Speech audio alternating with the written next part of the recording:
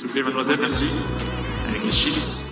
Santé Mario, ouais. Je crois que tout simplement je l'ai fait voler en éclats et j'ai explosé son jeu. You cannot be serious. Il est espagnol, Rafael Nadal. Hello les légendes, bienvenue pour notre 84e épisode. On se retrouve chaque semaine pour vous faire vivre les coulisses du circuit ATP et WTA à l'aide d'anecdotes, d'histoires croustillantes et de parcours inspirants.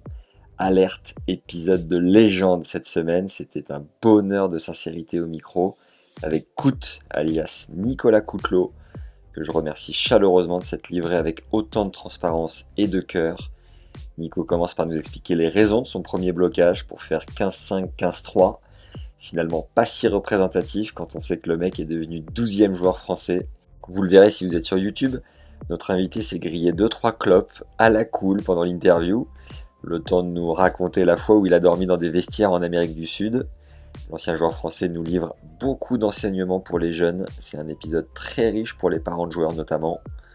On revient sur ses frasques à Roland, ses potes et ses tournées en Amérique du Sud donc. Sa suspension pour fumette aussi, transparence totale d'ailleurs, merci pour ça. Et on parle aussi assez largement du dopage sur le circuit. On termine sur l'après-carrière de Coutelot en tant que coach pour enchaîner avec une autre activité qui aujourd'hui le passionne. J'ai pris un plaisir fou à enregistrer et monter cet épisode, j'espère de tout cœur que vous allez aussi l'apprécier. Si c'est le cas, dites-le moi avec 5 étoiles sur Apple Podcast et Spotify et un like sur YouTube, ainsi que des commentaires sympas sur toutes ces plateformes. Comme on est en pleine saison sur terre battue, j'ai demandé à coach Sam Sumik, qui a emmené 2 joueuses numéro 1 mondial quand même, de nous donner sa vision du jeu sur terre, ses tactiques et la manière de s'entraîner sur cette surface. C'est un bonus gratuit de l'épisode, il suffit de vous inscrire à la newsletter qui est en premier lien dans la description. Et je vous enverrai cette masterclass offerte, ainsi que tous les conseils coaching de nos précédents invités du podcast lors de mon prochain mail. Vous allez enfin pouvoir glisser correctement et cirer de bons vieux ratons de terre, ça me fait plaisir. Enfin, avant de lancer l'épisode, je vous rappelle qu'on a sorti notre 15e masterclass pour revenir 25% plus vite de blessures, grâce à 3 exercices concrets à pratiquer en imagerie mentale. C'est tourné avec notre expert belge Eric Medaetz, kiné de formation et formateur en sophrologie depuis plus de 25 ans. Eric a notamment travaillé avec les frères Rocus et Steve Darcis. Il peut vous être d'une très grande aide dans la gestion délicate de votre période de blessure. Foncez découvrir la bande-annonce de ce nouveau cours en ligne d'1h30, c'est le 2e lien en description. Place maintenant à ce nouvel entretien avec Nicolas Coutelot, alias Kout. Bonne découverte et bonne écoute à tous. Enchanté, on s'est déjà rencontrés. J'étais seulement dans les gradins pour t'encourager. D'accord, ok. T'es prêt ? Ouais. Allez. Alors, Kout, t'es né le 9 février 1977 à Strasbourg. Tes parents sont rapidement partis s'installer à Nice. Tu mesures 1,85. Tu as une grande sœur. C'est ton papa, donc directeur du club de la SPT Tennis, qui t'a fait taper tes premières balles à 2 ans et demi. Tu t'es entraîné au TC Melun, puis tu as rejoint le TETC Bob Brett à Montreuil en t'entraînant avec Jeff Bachelot et Dick Norman. Tu as arrêté l'école à 16 ans. En junior, tu as notamment croisé la route de Guga Kuerten à l'Orange Bowl de Miami. Bien plus tard, tu seras à 1 point de le battre au tournoi d'Acapulco au Mexique. Tu as été joueur de tennis pro de 96 à 2009, droitier, revers à une main, 87e à ton meilleur en mai 2002.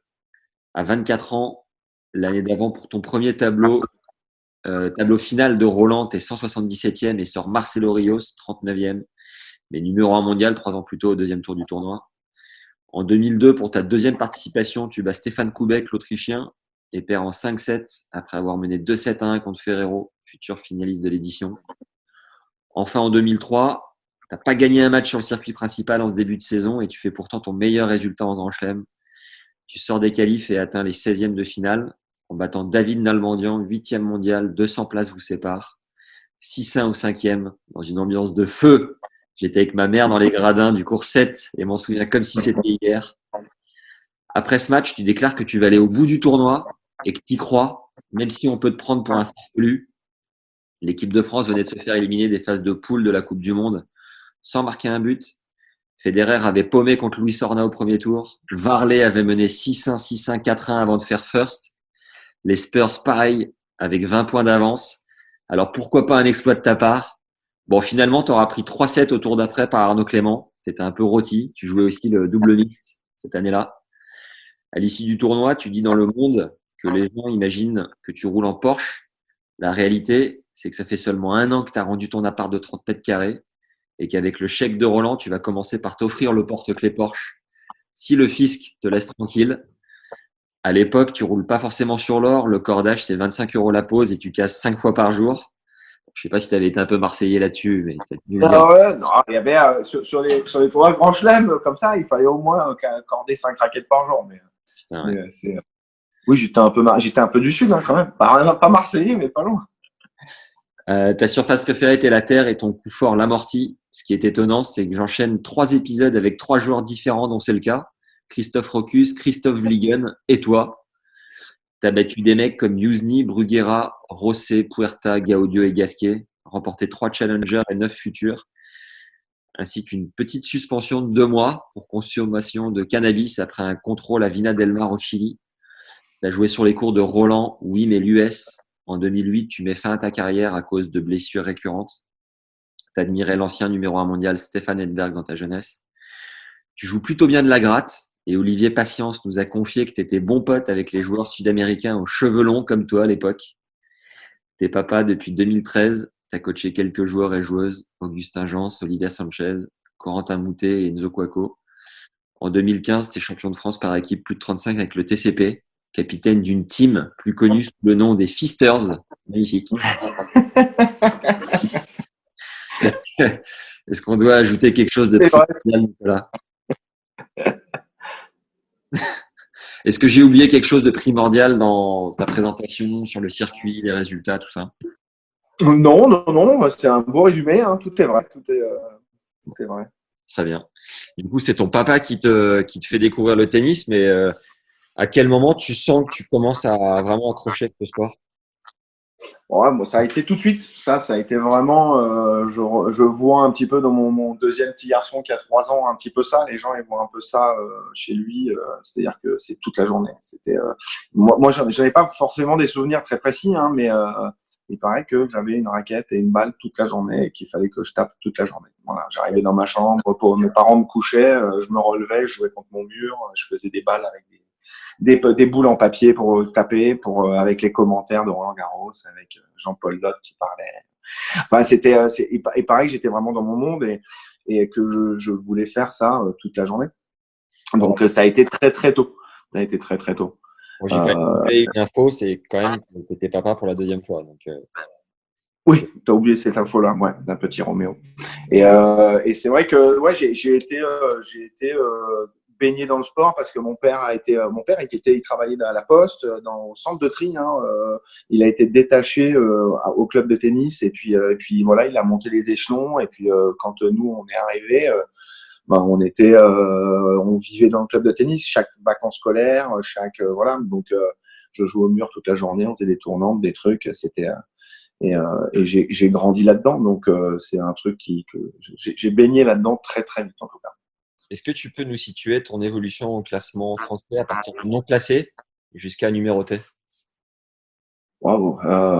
Alors je pense que j'ai dû faire, je mets pas 100% de justesse là-dedans, mais je pense que j'ai dû faire 30, 15-5, 15-3, 5-6, 3-6, 0, moins 15. J'ai dû monter promotion, ça, après genre 38 ou 36, un truc comme ça. 38. Okay. Et puis après, je suis monté vite après, genre 16, 12. Je crois que j'étais, ouais, je pense que j'étais 12 français. Ok. 11, 12. Ouais, ça a été à peu près ça. Et puis après, je suis resté quelques années là, entre 12 et 20, à peu près. Et puis après, ça a été le déclin. Ton seul blocage, ça a été 30-15-5 finalement. Mon seul blocage, 30-15-5. Écoute, non, parce que c'était des trucs de gamins où on avait des surclassements. Alors, c'était pas du tout le même système qu'aujourd'hui, hein, mais dans mes souvenirs, il y avait des surclassements, on était gamins. Parce que ça, je te parle de ça, j'avais 10 ans, donc on avait le droit de faire genre 5 tournois adultes où on prenait des doudounes. Hein. Mais sur le tournoi international, on jouait un gars qui était assimilé 15-2, qui jouait nul. Enfin, c'était un peu bizarre. Il y avait des trucs quand on était dans les meilleurs jeunes. On était 30, là, on jouait pas 30 adultes. Voilà, tu vois, mais comme on est le seul sport qui fait jouer les adultes contre les enfants, on est le seul, il y en a qu'un seul, c'est nous. C'était pas très véritable quoi comme classement. Donc je pense que j'ai plutôt joué 15-5 et je jouais pas mes 30 adultes quand j'étais 30. Et le blocage que j'ai fait, c'était plutôt ça 15-5, 15-3. C'est cette année-là, moi j'avais un revers à 2 mains à l'époque, et cette année-là, on m'a fait changer au sport-études. Là, à l'époque, ça s'appelait sport-études au Pôle France, hein. Et on m'a fait changer pour passer à une main, et j'ai pas gagné un match de l'année, sauf sur le dernier mois où j'ai réussi à gagner quelques matchs, ce qui m'a fait monter 15-3. Mais ça a été la saison, on va dire, quand j'étais gamin, qui m'a fait, dont je me souviens avec des pas très bons souvenirs. Et t'y croyais, toi, au revers à une main, ou tu suivais un peu sans trop y croire ou quoi? Bah, non, comme tu l'as dit tout à l'heure, moi j'avais un idole et même un deuxième, on va dire, c'était Edberg. Donc au niveau revers à une main, ben, c'était plutôt la référence. Et j'aimais bien aussi voir jouer Riton. Donc le voir envoyer des claques à une main aussi, c'était plutôt, c'était un truc qui me plaisait. J'ai pas les souvenirs précis pour dire si ça m'a découragé ou pas, mais je faisais que des premiers tours. Quand t'es gamin et que tu fais que perdre et que tu détestes ça je me rappelle, pas facile cette année-là. À quel âge t'es parti de la maison en pôle, en sport-études de l'époque? Écoute, ça c'était à Nice cette année-là, donc moi je rentrais chez moi tous les soirs. Derrière, à la fin de cette année-là, quand j'ai fait 15-5, 15-3, on m'a remercié gentiment, hein, il fallait être 15-2 pour être dans les clous. Donc je suis allé m'entraîner au tennis club Francis Jordan avec les frères Raffetin et Pierre-Noël Kilikini, qui avaient un sport-études privé dans le coin. Derrière, j'ai refait quelques mois au Pôle France à Boulouris, qui avait bougé de Nice à Boulouris. Donc, ça m'a pas du tout plu. Je suis rentré après quelques mois. Okay. Et puis, j'ai continué donc chez Kilikini Raffetin à Nice. Et puis, je suis parti sur Paris à l'aventure avec ma petite voiture remplie, je veux dire, à bord quand j'ai eu 18 ans et demi, quoi, 18 ans et demi. Et j'ai lu que tu avais arrêté les cours à 16 ans, ça veut dire qu'à Nice, déjà, rideau sur l'école? Ouais, à Nice, écoute, ce qui s'est passé, c'est que moi, moi, j'aimais pas ça du tout, déjà. J'aimais pas ça. Et cette année-là, j'ai très bien joué en jeune.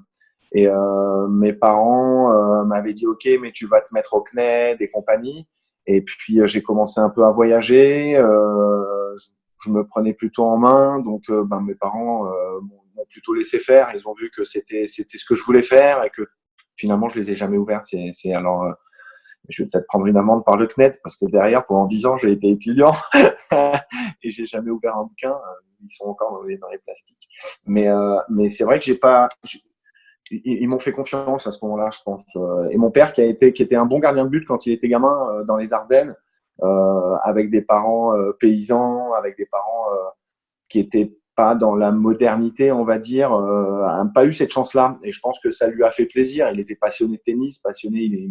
Comme tu disais, hein, c'est lui qui m'a fait vraiment jouer toute la journée. Il fallait qu'il aille jouer avec moi. Donc, et donc, je pense que c'est aussi par rapport à ça qu'on m'a laissé ma chance. Et j'ai assez bien joué. C'est cette année-là où je joue Gouga pour la première fois, où tu dis que je fais 8e à l'Orange Bowl.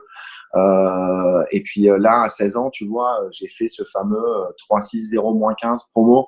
Enfin, tu vois, c'est allé assez vite. Donc voilà, on m'a plutôt fait confiance. Et puis de toute façon, je leur ai fait comprendre que ça allait pas être possible autrement. C'était quoi le projet en montant à Paris et tu étais dans quel état d'esprit en prenant ta bagnole pour partir de chez toi? J'étais un petit peu seul à Nice. J'avais mes entraîneurs, mais je n'avais plus vraiment de gars pour me tirer vers le haut.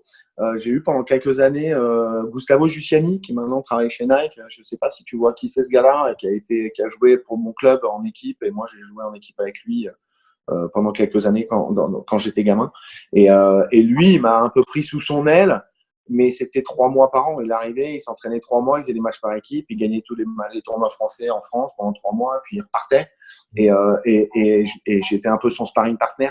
Donc ça m'a beaucoup aidé. Et puis à un moment, j'avais besoin de plus que ça. J'avais besoin qu'on me tire vers le haut. Moi, étant un peu la petite star du coin, c'était pas vraiment ce qui allait me faire être efficient, je pense.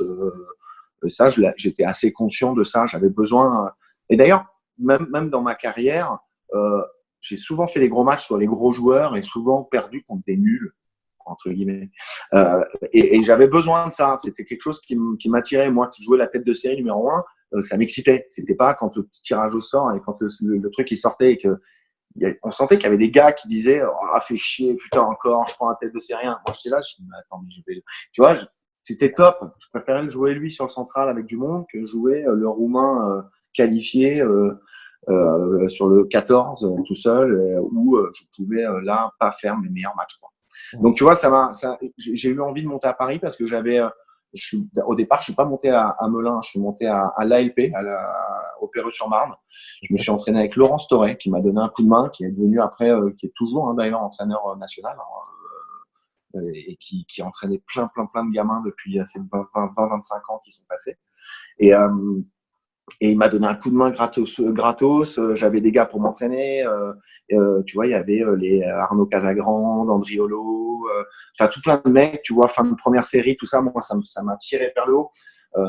Les gars qui sortaient de l'INSEP, Fabrice Kiba. Tu vois, il y avait des gars pour s'entraîner toute la journée. C'était facile de s'entraîner. Donc, je suis monté plutôt pour ça.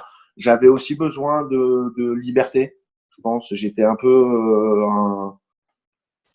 on va dire, pas écorché vif, rebelle, je sais pas, mais j'avais besoin de sortir du truc familial, d'avoir de la liberté, de faire mon bout de chemin à moi. C'était plus presque, c'était en tout cas au moins 50-50 et pour le tennis et pour ma vie aussi en général, quoi. Tu te situes combien français en étant jeune, junior? En junior, bon, j'étais dans les 5 premiers. Tu vois, il y avait dans les juniors, il y avait Bâche qui était vraiment au-dessus jusqu'à 17-18 ans. Ouais. Dans mon année, hein, tu vois, mais nous, on était quand même une année assez forte, hein, 77, 76, 78, 77, 76. Tu vois, avec Grosjean, Clément, Lisnard, Lisnard 79. Mais Mutis, au-dessus un peu, il y avait Scud, il y avait, tu vois, on était quand même une bonne grosse flopée de joueurs qui jouaient pas trop mal. Et donc, j'étais dans les 5-6 premiers tout le temps. Et pour aller faire l'Orange Bowl ou les Grands Chelem juniors, tu faisais partie de la Fédé à ce moment-là ou tu devais payer toi-même les… Non, moi, à l'Orange Bowl, je suis parti tout seul. Donc, tu devais tout payer toi-même? Ouais. Ça devait être chaud. Comment tu faisais à cette époque-là? Bah écoute, encore une fois, c'était une autre époque, hein, mais moi je vivais avec, je m'en souviens très bien, c'est marrant, hein, là, je n'aurais pas pensé, mais quand tu me poses ces questions-là, je me souviens que mon club me donnait 40 000 francs. Ah ouais, beau geste. Pour jouer les matchs par équipe et tout ça, machin, et pour m'aider, c'était une bourse du club. Ouais. Je me rappelle que la Ligue de la Fédération de Côte d'Azur me donnait 10 000 francs. D'accord. Et que, parce que mes parents, moi, ils n'avaient pas d'argent hein, ils pouvaient me donner un petit peu, mais et j'ai à ce moment-là signé chez Nike quand j'ai eu 16 ans. Ils m'ont filé un petit peu d'argent. Okay. Ils m'ont aidé. Voilà, et c'est comme ça que donc tu vois, en fait, avec, on va dire 10 000 euros à ce moment-là, on faisait une saison. C'est grotesque. Un rapide break, mets-nous à like si t'es sur YouTube, 5 étoiles sur les plateformes Apple Podcast et Spotify, et un commentaire sympa pour me dire ce que tu penses du podcast. Ça permet de mieux référencer les épisodes et de faire rayonner notre travail. Clairement, tu me files un immense coup de main en 10 secondes chrono. Et pense à récupérer les conseils tactiques de Sam Sumik sur terre battue, c'est offert, c'est le premier lien en description. Bon, ça fait pas partie même du sport, c'est la vie en général, mais avec 10 000 euros, j'arrivais à aller faire des satellites à l'époque, ça s'appelait des satellites, hein. Tu connais ça.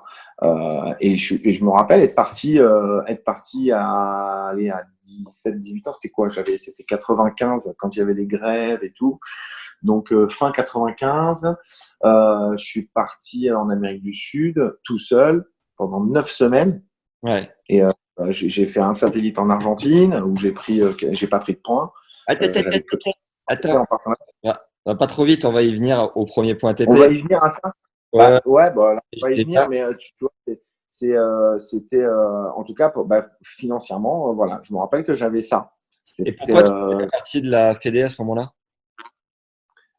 Parce que j'étais pas dans le moule. Ok. J'étais pas dans le moule. J'étais à ce moment-là un peu trop rebelle, voilà. J'étais pas, je faisais pas de concessions.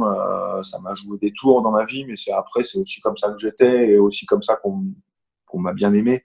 Après, quand ça vient d'un gamin, on peut le prendre parfois d'une autre manière. On prend ça un peu pour de la prédélinquance, un peu, tu vois, ou du manque de respect. On connaît ce truc-là de hiérarchie, de machin. Moi, j'avais besoin d'un entraîneur avec qui jouer de la guitare, avec qui j'avais besoin d'un gars avec qui j'étais content d'aller au petit-déj, au déj et au dîner. Ouais. Si c'était pour avoir un mec qui me dit bonjour, rendez-vous demain sur le terrain, voilà, c'était pas à ce moment-là. Je trouve que la Fédé de ce moment-là, et après je dois pas avoir la même vision que quand tu as 18-20 ans et aujourd'hui à 40 ans, et en plus je suis même plus du tout dans le truc. J'y ai bossé aussi quand même à un moment à la Fédé là, et je pense que ça a vraiment évolué vers un truc que moi j'attendais à cet âge-là. Ok. Tu vois. Si j'avais eu le système fédéral quand moi j'y travaillais ou depuis ces 5-8 dernières années, on va dire 10 dernières années, à ce moment-là, je pense que on m'aurait un peu plus compris et j'aurais aussi un peu plus compris le système. Mais c'était pas du tout pareil. Quel a été ton meilleur souvenir chez les juniors? Et une petite anecdote, si tu as avec les jeunes, des mecs qui sont devenus un peu solides dans la foulée? Oh, l'anecdote. Qu'est-ce que j'ai comme anecdote? Bon, allez, j'ai plein de bons souvenirs en junior. Les juniors, c'est génial.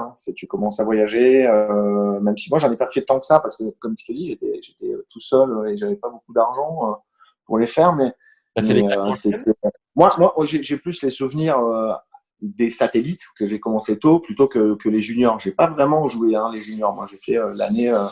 J'avais fait 2 tournois, je me rappelle, en Hollande, Roland, Orange Bowl et d'hier. Voilà, je faisais 5-6 tournois dans l'année.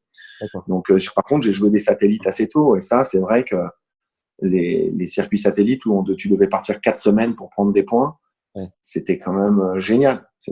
Moi, j'en garde un super souvenir. C'était beaucoup de galères, surtout dans les conditions où on partait. Mais c'est que des bons souvenirs.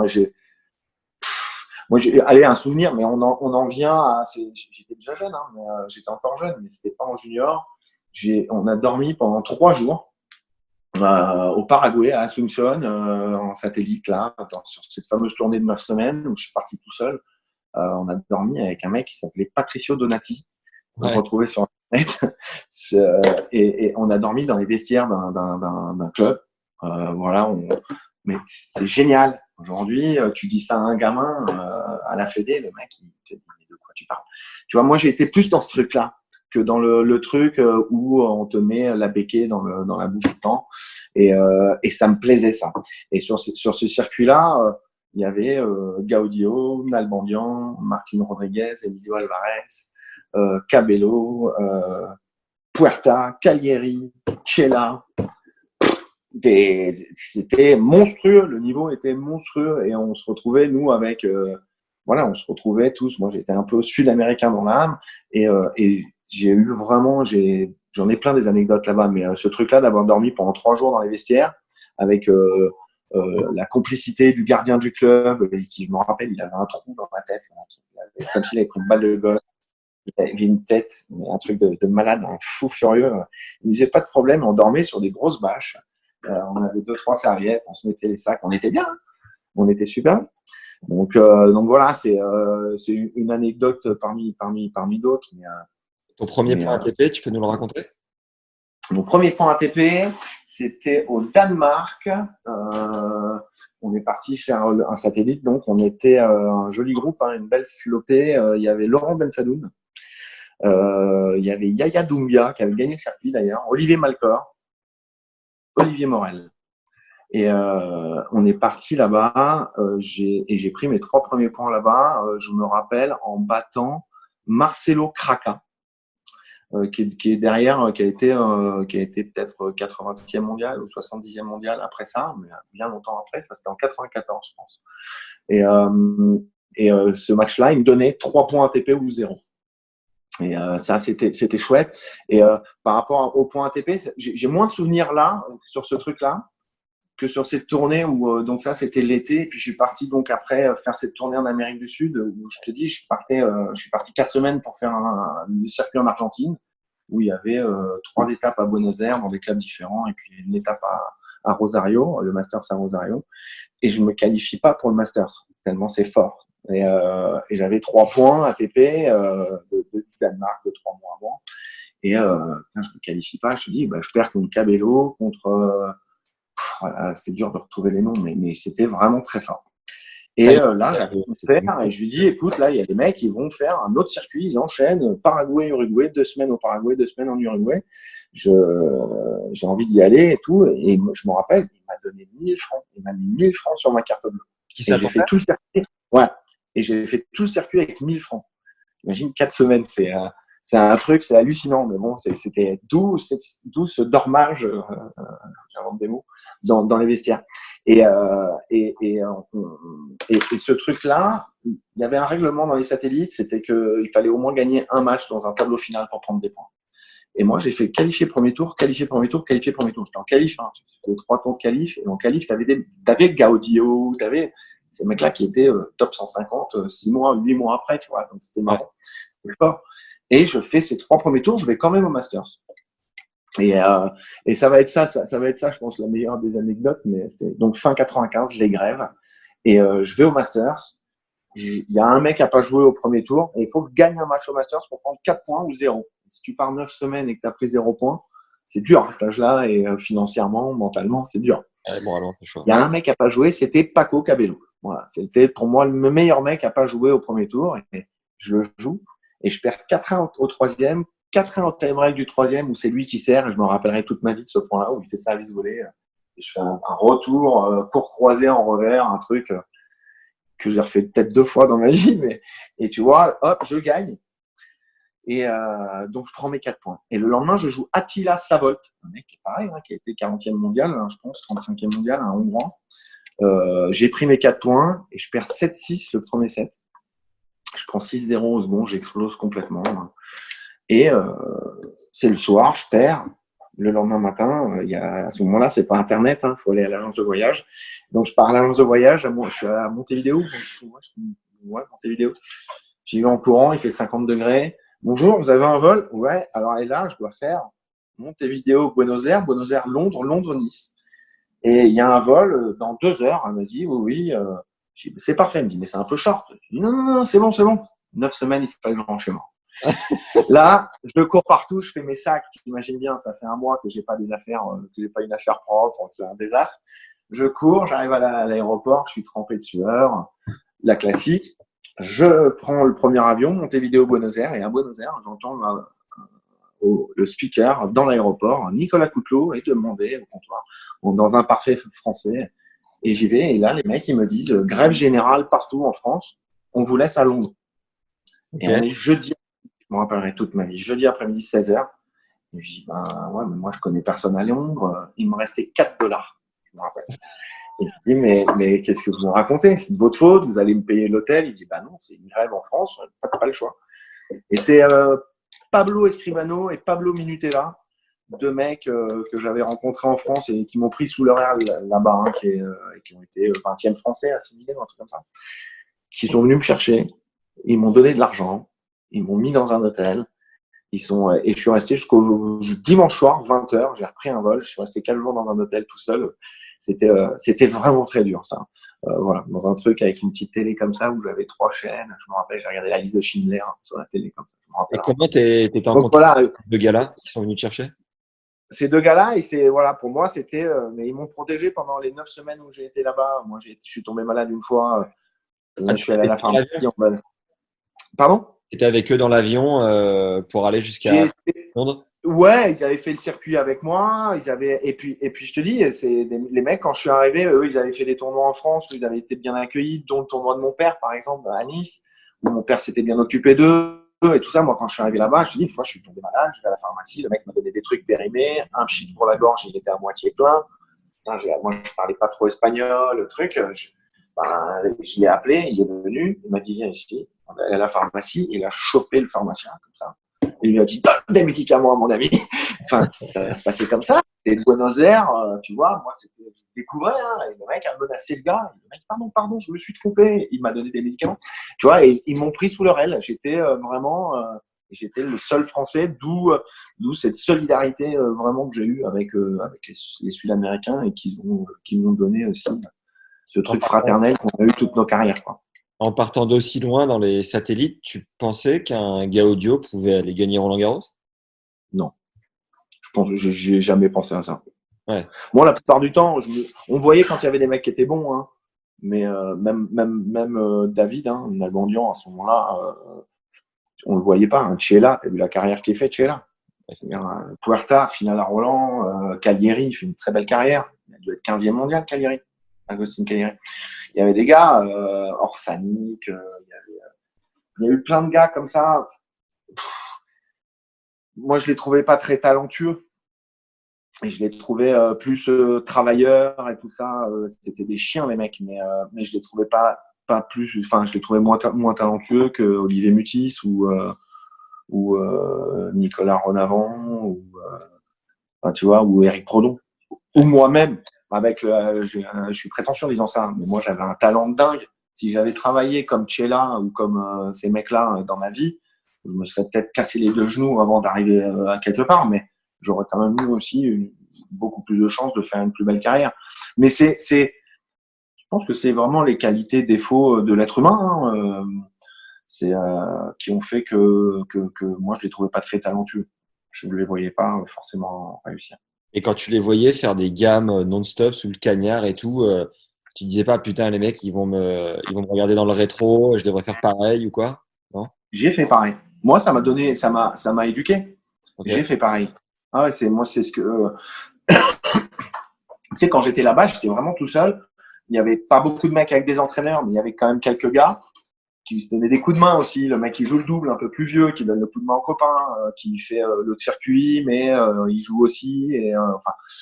Et je m'entraînais avec les mecs. Et je te dis, j'ai jamais été exclu là-bas, ou plutôt, j'ai même plutôt été vraiment bien avec nous, quoi. On te prend avec nous quand tu viens chez nous, il n'y a pas de souci. Et tu vois, moi, les mecs, ils m'invitaient chez leurs parents faire des barbecues, quoi, des salauds. Tu vois, j'étais vraiment dans les familles et tout. Et ça m'a vraiment inculqué ce truc-là, de la répétition, de la gamme, tu sais, moi, quand je te dis que j'aimais Stéphane Edberg quand j'étais gamin, j'étais un peu feignant. Ça me saoulait de rester au fond du cours et de limailler. Je faisais service volé. Je voulais venir enfiler le plus vite possible. Jusqu'au jour où j'ai pris ce plaisir-là à frapper fort. Après, j'avais mon physique qui jouait en cette faveur-là aussi, qui était plutôt costaud et tout. Mais frapper fort, être solide, montrer que tu vas pas rater, aller plus dans le sport de combat que dans le sport d'artiste, tu vois. Et j'ai pris du plaisir à ça. Alors que quand t'es pas bon sur ta ligne de fond de cours et que t'es gamin et que tu joues des adultes tu vois, ça frappe plus fort que toi, que t'es pas solide et qu'au bout de 3 revers au-dessus de l'épaule, tu boises. Voilà, je gagnais des matchs parce que j'avais du talent quand j'étais gamin et que le mec qui me faisait ça, je lui disais la petite monte à contre-temps, le petit truc, le machin, et j'étais plus fort tennistiquement que les autres. Mais il y a un moment où ça marche plus parce que la petite amortie, le mec qui s'entraîne en face, tu vois, quand tu arrives à un certain niveau, il court, il glisse et il te fourre. Donc, il y a un moment où soit tu veux passer un cap et tu le fais, mais surtout, moi, j'y ai pris du plaisir à ça, à devenir solide, à frapper fort. Et finalement, les gens qui me connaissent que depuis que je suis adulte, entre guillemets, ils ne peuvent pas imaginer que j'ai pu jouer en faisant service volé, retour volé quand j'étais gamin. Et ils se disent, putain, ce gamin-là, ce mec-là, qu'est-ce qu'il est? Il frappe fort du fond, il est solide dans sa diago, tu vois, c'est plutôt cette image-là que je laisse au milieu du tennis, plutôt qu'un mec qui joue comme Lodra ou comme Mahut, quoi. Voilà. Moi, je jouais comme Mahut. J'étais comme lui. Voilà. Donc, et c'est vraiment, je pense, sur cette période-là, en tout cas, sur ces 9 semaines-là que j'ai passées là-bas, et un petit peu aussi avant, ça avait déjà commencé, je te disais, avec Gustavo Giussiani, quand il venait s'entraîner dans mon club à Nice, où il m'imposait 10 minutes croisées, 10 minutes croisées, 10 minutes longue ligne, 10 minutes longue ligne, 5 minutes de cours croisés, 5 minutes de cours croisés, hop, 10 minutes de volée, 5 minutes de smash, 10 minutes de service, hop, on fera 2 sets cet après-midi. C'était aussi simple que ça. Par contre, comme ça, mais c'était au chrono. T'imagines bien que moi, à 15 ans, branlos comme j'étais, le chrono, Tu vois, comme ça me saoulait la gamme. Mais là, comme c'était lui, et tu vois, ce mec-là qui était plus fort que moi, que je respectais, je fermais ma gueule et je me bagarrais et je me suis dit, putain, mais ça me fait vachement progresser, ça. Et donc, après cette période-là où je me suis entraîné avec lui, je suis allé sur ces 9 semaines-là, les mecs faisaient tous la même chose.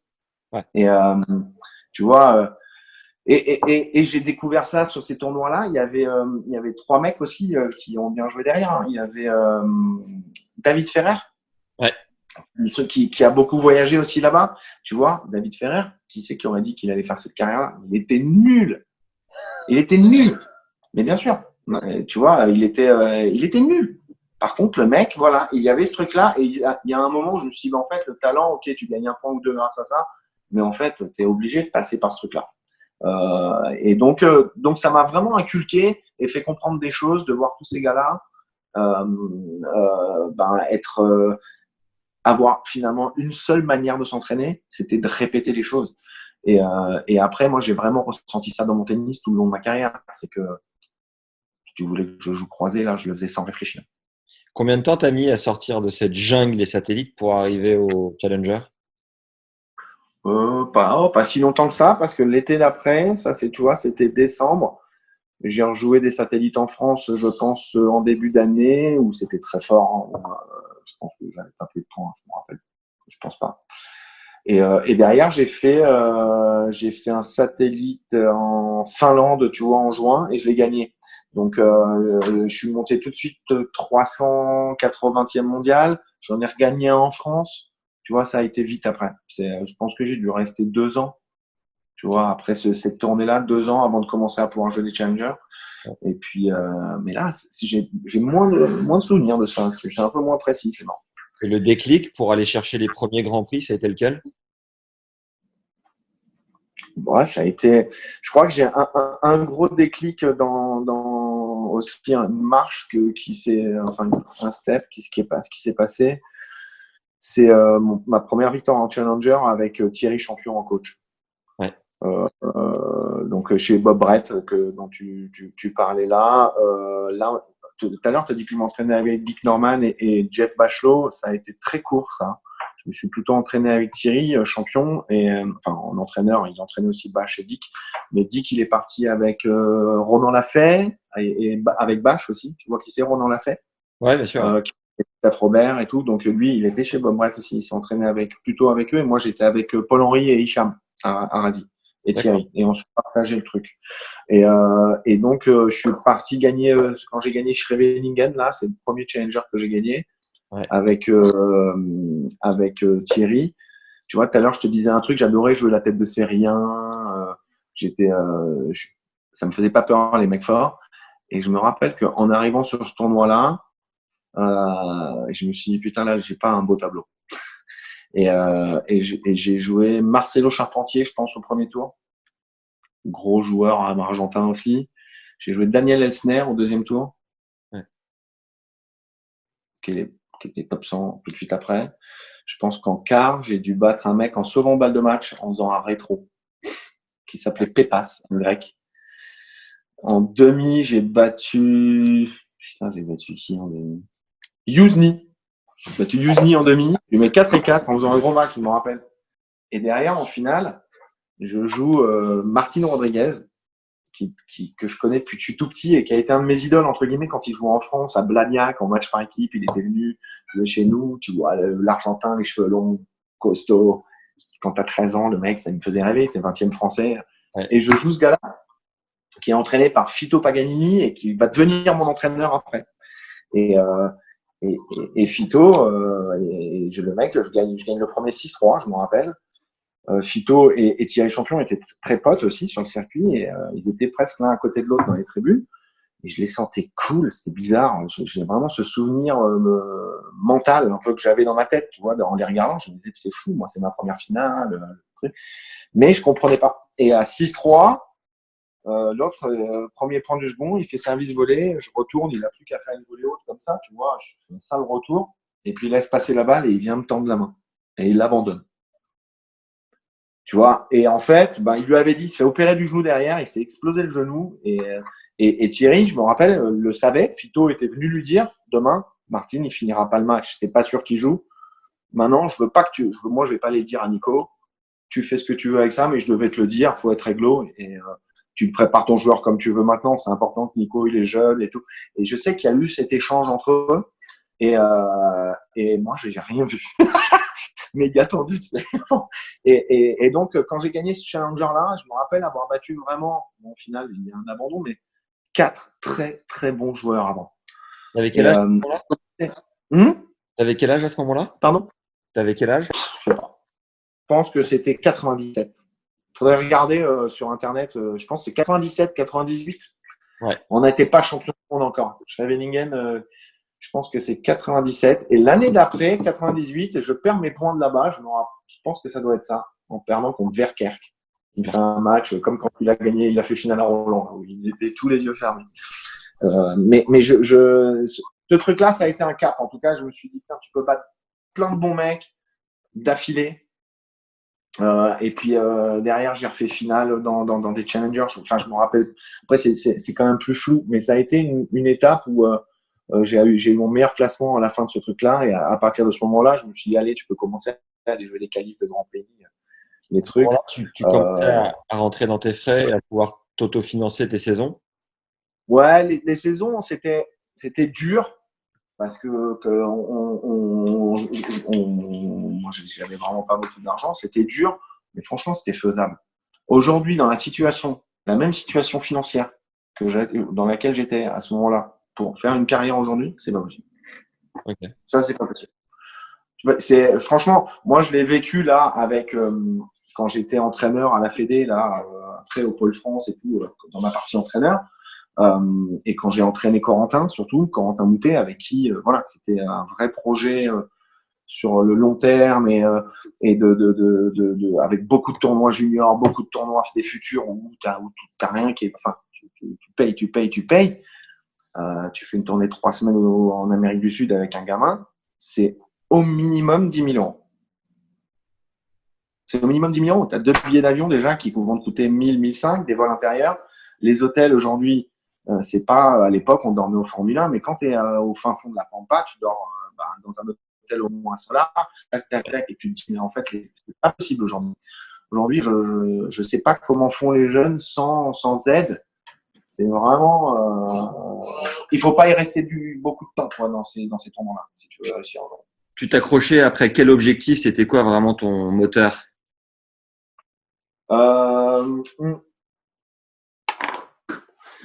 Je pense que j'avais pas vraiment d'objectif précis. C'est peut-être une erreur. On m'a beaucoup rabâché quand j'étais gamin. Je te dis, j'étais un peu la star, le meilleur, je gagnais tout.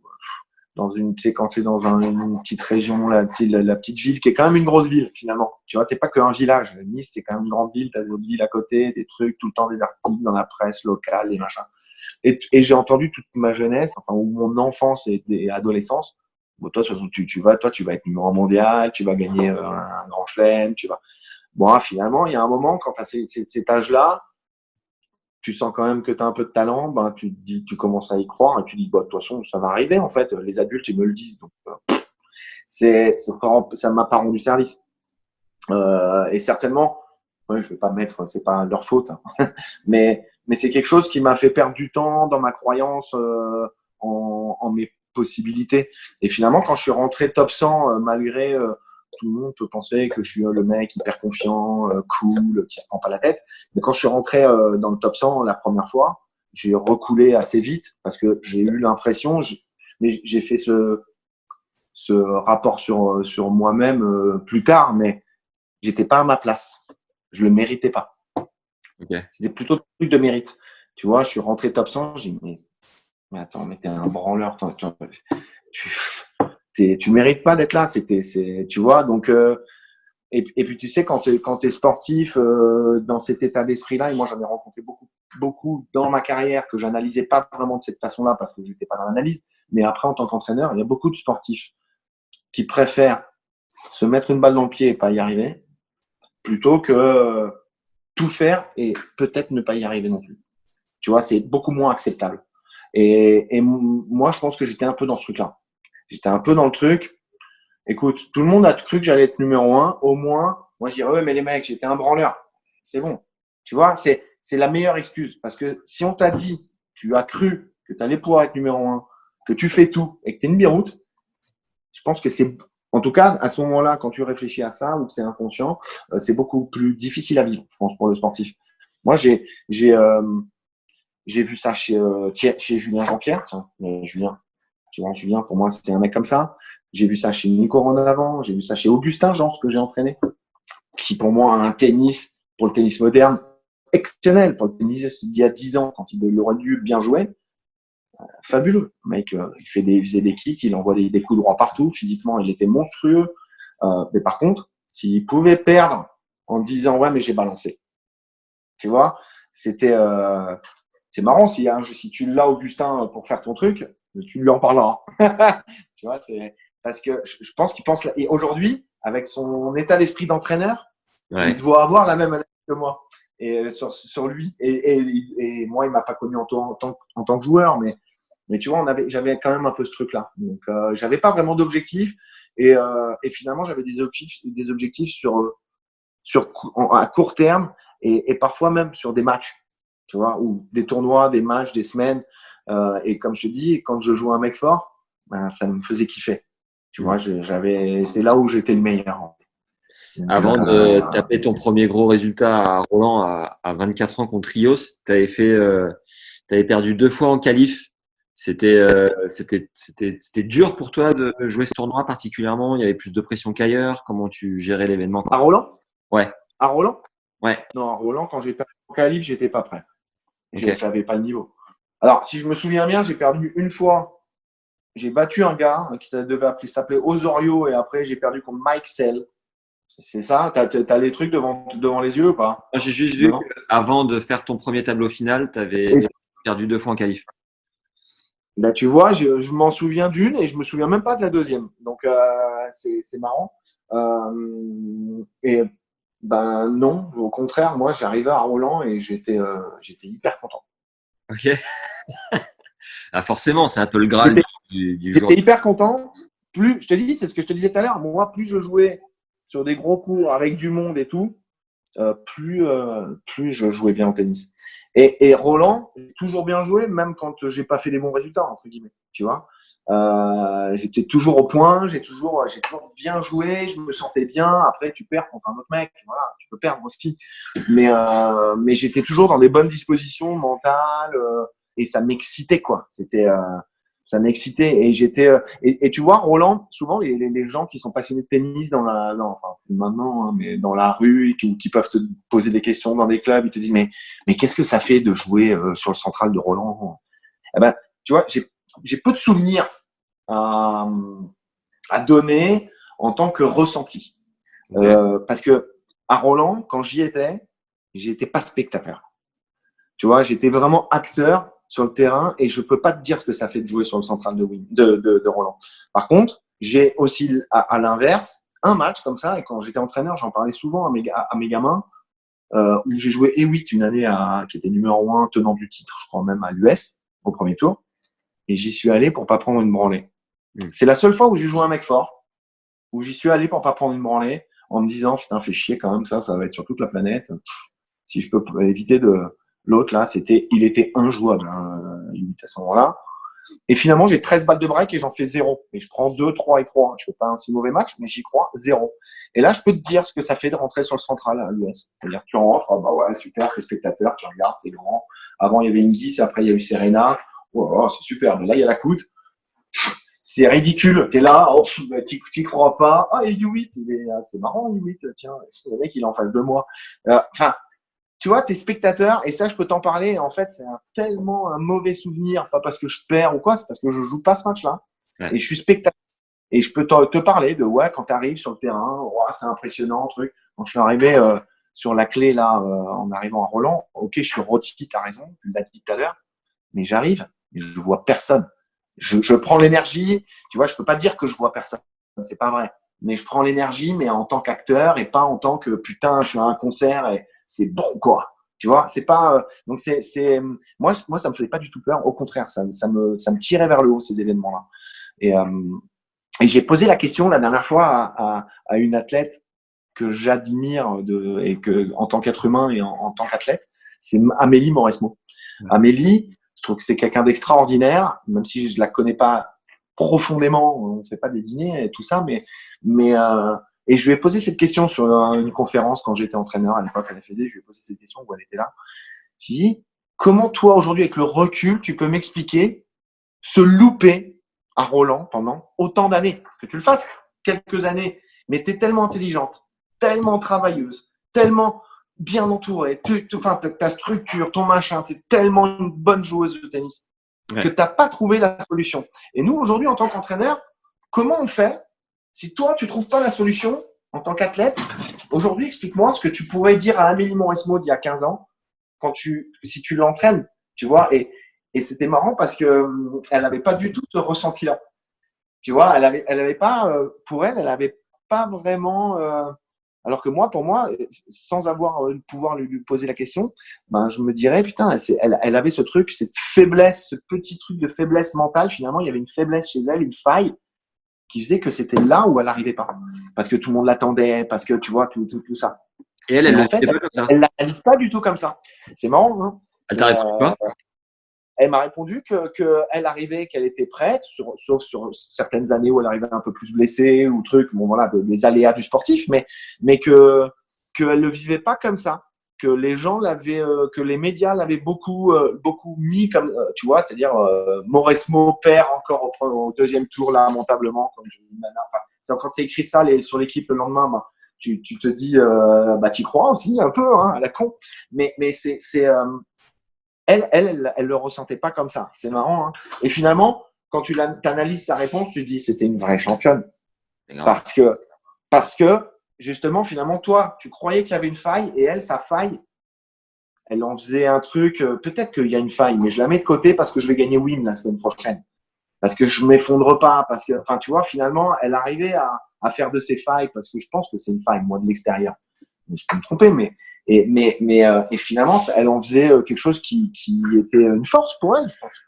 Ouais, toi, la première fois que tu as été vraiment acteur contre Rios sur un match à gros enjeux, bon, déjà avant, tu bats Koubek, mais est-ce que tu peux nous raconter un peu non, c'est une autre année, Koubek, pardon.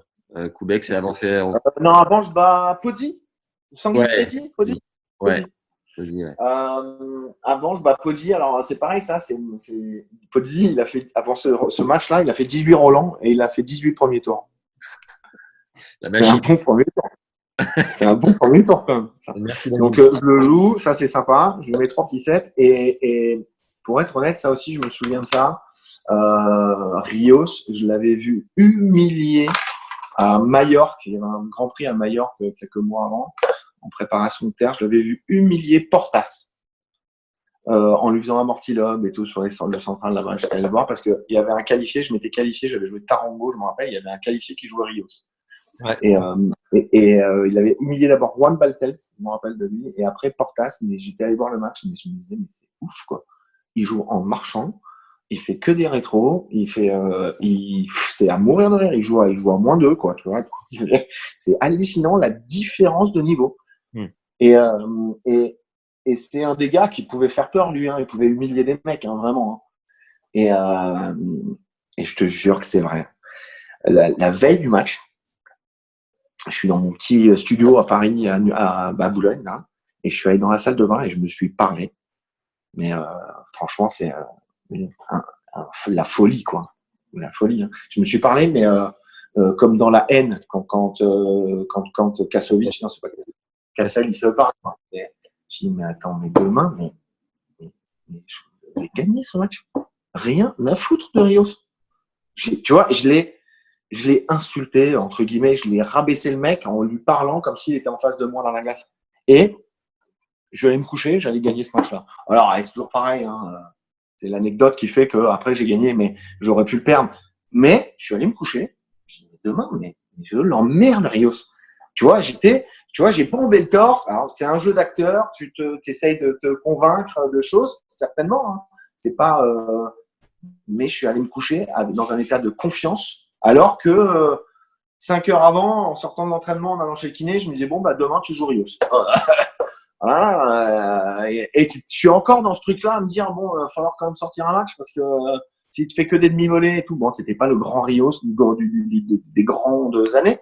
Il était un peu plus loin de sa ligne et donc finalement un peu inoffensif par rapport à quand il faisait que des demi-volées, mais c'est marrant, c'est aussi une anecdote assez rigolote parce que je me suis dit, je me suis parlé comme si j'étais dingue, quoi.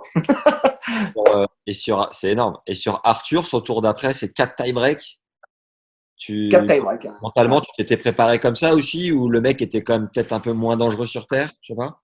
Alors voilà, tu vois, ça c'est le réflexe qui m'a peut-être tué sur ce match-là. C'est ta réflexion-là. C'est tout le monde, quand tu as battu Rios et que tu te retrouves contre Arthur au 3e tour sur terre battue, c'est un bon tour. Pour tout le monde. T'as relâché pour un tout le monde, c'est un bon tour. Et finalement, bah, c'est l'horreur. C'est l'horreur parce que moi, je joue pas au tennis contre ce mec-là. Et j'ai montré à mes gamins, là, j'ai quelques vidéos, des trucs, et c'est marrant, je les ai regardés il n'y a pas si longtemps avec mon grand qui voulait me voir, un papa, quand tu étais champion. Et donc, sur une clé USB où j'ai quelques trucs et tout, je lui montrais des images de ça et je me disais, mais je servais à 150 km/h, on n'a pas joué au tennis. Et il m'a fait mal ce match-là. Tu sais, je travaillais avec un préparateur mental qui s'appelait Jean-Philippe Vaillant. Il s'appelle toujours Jean-Philippe Vaillant à ce moment-là. Et pendant ce Roland-Garros, avant ce match-là, il a croisé Cyril Mokayesh, avec qui il travaillait aussi un peu de temps en temps, qui est devenu chanteur. Je sais pas si tu vois qui c'est, Cyril Mokayesh, qui était champion de France junior à l'époque. Ok, non. Et il lui dit, salut Jean-Philippe et tout, machin. Alors dis-moi, qui est-ce qui va gagner Roland cette année? Et il lui a dit, bah, c'est Nicolas. Tu vois, et lui, c'est mon préparateur mental, et moi, Cyril Mokayesh, on est devenus très amis après, il m'a raconté aussi cette anecdote, et il me disait, mais il y croyait vraiment. Et moi, quand il m'a dit ça, je lui rionnais. Je dis, mais pourquoi, la Coute, il peut pas gagner Roland? Il fait, bah, là, il a un tour relou. Tout le monde lui dit que c'est un bon match, parce que l'autre, il sait pas jouer sur terre, mais c'est quand même une machine. Mais s'il bat le mec, là, il va gagner Roland. Tu vois, il y avait ce truc-là où j'avais une équipe autour de moi qui me faisait croire, je pense à juste titre, ou en tout cas c'est comme ça qu'ils tiraient le meilleur de moi-même, que je pouvais aller gagner ce tournoi. C'était quoi le tour? C'était le tour après Rios, ça, les 4 tie-break. Non, mais horribles, après Arthur, c'était qui? Ça, c'était après Rios. Et je perds sur Arthur. Et après Arthur, il joue qui derrière? Et Arthur, il joue Federer derrière, il perd en 4-7, mais c'était pas le grand Federer. Sur terre battue, Federer. Et derrière, c'est Federer-Correggia. Et je m'en rappelle, je suis allé le voir ce match-là, derrière Javier Duarte, là, le coach de Correggia. Je n'ai pas vu tout le match, mais ça jouait. Mais Correggia, il se chiait dessus sur chaque balle. Il regardait, il disait, je peux pas. Federer, il faisait que des bois en revers. Il y avait du vent, je me rappelle.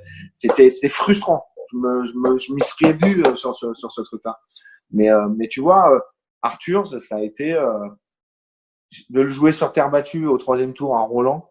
C'était le pire, c'était ce qui pouvait m'arriver de pire. J'aurais préféré jouer Moya, tu vois. J'avais plus les armes pour battre un très bon joueur de terre battue que de battre ce mec-là, quoi. Ouais. Et c'est dur parce que il mène 2-7-1 et je break pour le premier break, c'est à 3-2 au 4e. Donc je fais le break 4-2 au 4e et il y a interruption par la nuit. Et le lendemain, là, on arrive, il fait vent force 25, il me fait 2 chip and charge dans le carré, crac, il me débreak. Et j'arrive, tu vois, peut-être pas assez chaud, pas assez bien, il me fourre sur le début de match. Et au tie-break, il me fait 1 point, voilà, pareil, un retour boisé dans le carré où il arrive, il est comme ça, et puis voilà, tu vois. Dur. L'année d'après, contre Ferrero en 5-7, tu peux nous la faire aussi? Voilà. Là, dur aussi, très dur, Ferrero, parce que lui, c'est des matchs qui m'a fait Arthur, ça m'a pas fait mal au cerveau. Déjà, Koubek, c'est une belle victoire aussi. Ouais, c'était pas un grand joueur de terre battue, Koubek. En plus, je l'ai joué à moitié sous la pluie. Il y a plu quasiment tout le match. Je me rappelle, sur le 10 là-bas, c'est lourd. Il jouait quand même assez à plat et tout ça. Il avait besoin quand même d'avoir un peu de rapidité sur le terrain. Mais c'était une bonne victoire. Hein. J'étais content de battre Koubek. Hein. Je pense qu'il était top 40 à ce moment-là. Ouais. C'était une bonne victoire. Et Ferrero, écoute, Ferrero, tu la connais l'anecdote de Ferrero avec sa blessure. Ouais. Hallucinant. Sinon, moi, j'ai reçu la veille de jouer à 17h. J'étais dans ma voiture à la radio, Sport 24, je sais pas quoi. Le mec, il dit Ferrero, on vient de l'accompagner à l'aéroport. Il vient de prendre l'avion. Ferrero forfait, Ferrero forfait, Ferrero forfait. Hallucinant. Finalement, tout le monde Là, qui envoie des messages. Tu serres le point sur le périph'. Tu serres le point, et tant que c'est pas officialisé par le tournoi, tu vois, tu as du mal à avoir une officialisation. Et puis finalement, le lendemain matin, tu te lèves, il est là, le gars. Et je me rappelle, je suis dans les vestiaires 2 heures avant le match, il est en train de manger un truc. Ferrero, il est en train de manger un truc là avec. Et il y a Eric De Blicker qui est assis à côté de lui, devant toutes les télés là sous le central. Et il a sa cheville posée comme ça sur une chaise et avec son assiette pour manger comme ça. Et je vois De Blick et je lui dis regarde, qu'est-ce qui se passe et tout. Et De Blick, il regarde comme ça, il me regarde, il me fait impossible. Le mec, il avait la cheville, moi je suis repassé au-dessus, je te jure, il avait la cheville noire, comme ça. Il n'a pas grimacé du match. Putain. Au mental, quoi. Tu vois, et je me suis dit, si le mec, il joue pas le prochain tour, je l'accepte. Parce que après, tu vois, là, il a dû prendre des trucs et tout, il fait 5-7, trucs. Le mec, il met derrière, il met 3 et 2 à Coria, je crois. Truc, et là, ça m'a fait mal parce que, et je dirais jamais que il y a eu dopage, pas dopage, truc machin, jamais. Je suis pas du tout là-dedans. Je me dis quand même, enfin, tu vois, c'est aucune suspicion, je veux pas aucun doute, tu vois, dans mes propos. Mais c'est difficile quand tu fais 8 fois droite-gauche au mec pendant 5 heures de match, que tu lui fais une amortie après 8 fois droite-gauche, qui court, crac, crac, crac, il plante le pied, qui glisse, il te fait rien, et tu te dis, mais merde, quoi. Donc voilà, c'est un des matchs qui m'a fait un peu mal parce que déjà, il a fallu que je me remette dedans et tout. Finalement, je mène 2-7-1, break, 40-30, 3-2, 2-1 break, je pense au 4e, 40-30, où je le fixe en coup droit, je fais un kick revers, il retourne au milieu, je le fixe comme ça, il part à droite et je la mets du côté ouvert, ça doit faire 4-3-1 pour moi, tu vois, break au 4e. Ça veut dire que je vais gagner le match. Et puis, elle sort de ça, je ne mets pas assez de sécu, mais il est parti, tu vois. Et je ne mets plus un jeu d'air. D'ailleurs, je prends 2-0. Mais bizarre aussi ce 2-0, tu vois. Tu pourrais te dire, mais qu'est-ce qui s'est passé? Le mec m'a laminé derrière. Le mec, il n'a plus fait une faute, a joué plus long, c'est terminé. Le mec, trop fort. Et là, tu dis que finalement, tu as eu du mal les jours qui ont suivi, quoi. Ouais, ça m'a fait mal parce que tu te dis déjà, tu pensais être au 3e tour. Voilà. Et puis surtout, je suis à 2 doigts de sortir un mec qui finalement n'est pas diminué et qui est numéro 2 mondial, qui va faire finale à Roland. Et moi, ça fait 2 ans que tout le monde me prend pour un fanfaron parce que j'arrive et je dis, et quand on me pose la question, je dis aussi quand même en déconnant, je dis, mais moi, j'y vais pour aller au bout, les mecs. De quoi tu me parles? Quand tu vas en conférence de presse et que le mec, il te dit alors, vous avez des objectifs sur ce tournoi? C'était pas de faire 2e tour, hein, de gagner mon 2e tour et de perdre au prochain. Moi, je vais aller essayer d'aller le gagner, le tournoi, quand tu es sportif de haut niveau. Et bon, c'est sûr que dans l'équipe, le lendemain, il y a écrit « Je vais gagner Roland ». Tu vois, alors tu me vois toujours, ouais. Quand tu as dit ça tout à l'heure, mais tu as raison de le dire, hein, je l'ai dit. Et j'y croyais. Mais tu vois, c'est… 3 années consécutives, on va parler après du match contre Nalbandian, mais tu fais 3 plutôt bons résultats à Roland. Tu comptais sur 3e tour, 2e tour, 3e tour sur 3 années, ouais. Ouais, quelque part, tu comptais un peu sur Roland pour financer ta saison ou comment? Ouais. C'était pas les mêmes prize money qu'aujourd'hui. Hein. Si tu regardes les prize money de l'époque, c'était pas pareil. Donc, c'était… Tu vois, aujourd'hui, je suis au bureau, je bosse. En pyjama, mais je bosse. Mais ouais, Roland, c'était mon objectif de l'année. Mais c'était pas mon objectif qui me paralysait, tu vois. Ouais. C'est pas parce que c'était l'objectif de l'année que ça me paralysait. C'était, pour moi, en fait, c'est un peu aussi peut-être un coup de chance, hein. Mais il y a des tournois où tu te sens bien et il y a des tournois où tu te sens pas bien dans l'année. Ton préparation mentale te faisait bosser comment? Ouais, sur la croyance, sur les croyances, la croyance que j'ai de réussir. En fait, il y avait plusieurs choses qu'il fallait mettre en place, mais très simples finalement. Moi, je me souviens de deux phrases. Hein. C'était si tu arrives à jouer au tennis, comme tu conduis, comme tu descends les escaliers, ben, tu vas plus rater un point, tu vas plus rater une balle. Alors, dans ces phrases-là, c'est tout le monde descend des escaliers. Toi, moi, ivre mort ou pas, tu vas chez un pote, tu n'as jamais descendu ces escaliers. Hein. Il t'a amené dans le grenier te prendre une mine au rhum, tu as bu 18 shots de rhum, et tu descends les escaliers en colimaçon, comme ça, en lui disant au revoir, et tu ne tombes pas. Tu tombes pas. Et pareil pour la conduite.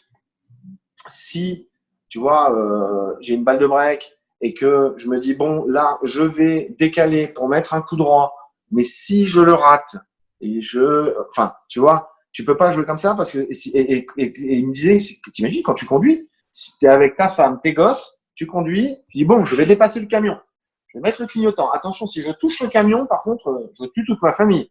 Tu vois, et à un moment, t'as pas fini ton analyse, que t'es déjà dans le poids lourd en face. Ouais. Et là, c'est un peu pareil. Et tu vois, la répétition des trucs, ça m'aidait beaucoup à ça. Il y avait un autre truc, c'était j'en ai rien à foutre. Ça m'aidait beaucoup aussi avant de servir. Je dis, de toute façon, j'en ai rien à foutre. Je claque un ace à 2-10. Tu vois, pareil, tu bombes le torse. Et de toute façon, si je la rate, j'en ai rien à foutre parce que j'ai une seconde et je vais lui envoyer un kick au mec et je vais le lober. Enfin, et tu vois, et ce truc-là, quand j'arrivais à me dire à voix haute, j'en ai rien à foutre de rater, entre guillemets. Mais je fais tout pour réussir. Mais tu vois, alors attends, j'ai quelqu'un qui m'appelle. Tchac, refusé. Tu me vois toujours ? Ouais, c'est bon. J'avais ce truc-là qui marchait hyper bien. Lui, là, il sentait. C'est des petites phrases, hein, c'est des trucs. Moi, ça m'aidait beaucoup. Je me disais. Et t'arrivais à te sublimer à Roland et le reste de l'année, tu disparaissais un peu sur le circuit secondaire. Il se passait quoi ? C'est ce que je te disais tout à l'heure. Je pense que moi, j'avais pas assez de rigueur sur la longueur. J'arrivais à me faire des périodes où je m'entraînais comme un chien. Je mangeais sain, je buvais pas, je couchais tôt au truc, et puis j'explosais un peu. Ouais. Et j'explosais, j'arrivais pas. Parce que c'était contre nature pour moi. C'était quelque chose qui me demandait des efforts. Et donc, quand ça demande des efforts, il y a un moment où tu n'y arrives plus. Et c'est pas compatible avec une carrière pleine, on va dire. Ouais. Chose qui n'arrive pas. On parlait de David Ferrer tout à l'heure, ou à Amélie. Voilà, c'est des carrières. Et il y en a plein, des gars comme ça. Hein. C'est des carrières. Il y a 2 paquets de clubs par jour, quand même. Ah oui, mais tous les Espagnols. Moya, pareil. Tout le monde fumait. Et aujourd'hui, je sais pas comment ça se passe, mais mec, même chez les Français, tout le monde fumait. Moi, je me suis jamais caché, mais bon, tout le monde se cache. Je sais qui fumait et qui fumait pas, je peux dire. Pioline, mais c'est hein Pioline, il fumait ? Bien sûr. Pourquoi tu me demandes Pioline ? Pas de l'extérieur, on sait pas trop. Santoro, Santoro, il a jamais fumé, lui, en revanche. Santoro, il fumait pas. Non, mais après, quand je te dis fumer, c'est les mecs, il y a aussi des fumeurs occasionnels. Mais David, c'est vrai que David, c'était fumer des rouges à tout va. Mais par contre, il courait 1 heure par jour, tous les jours, quoi qu'il arrive.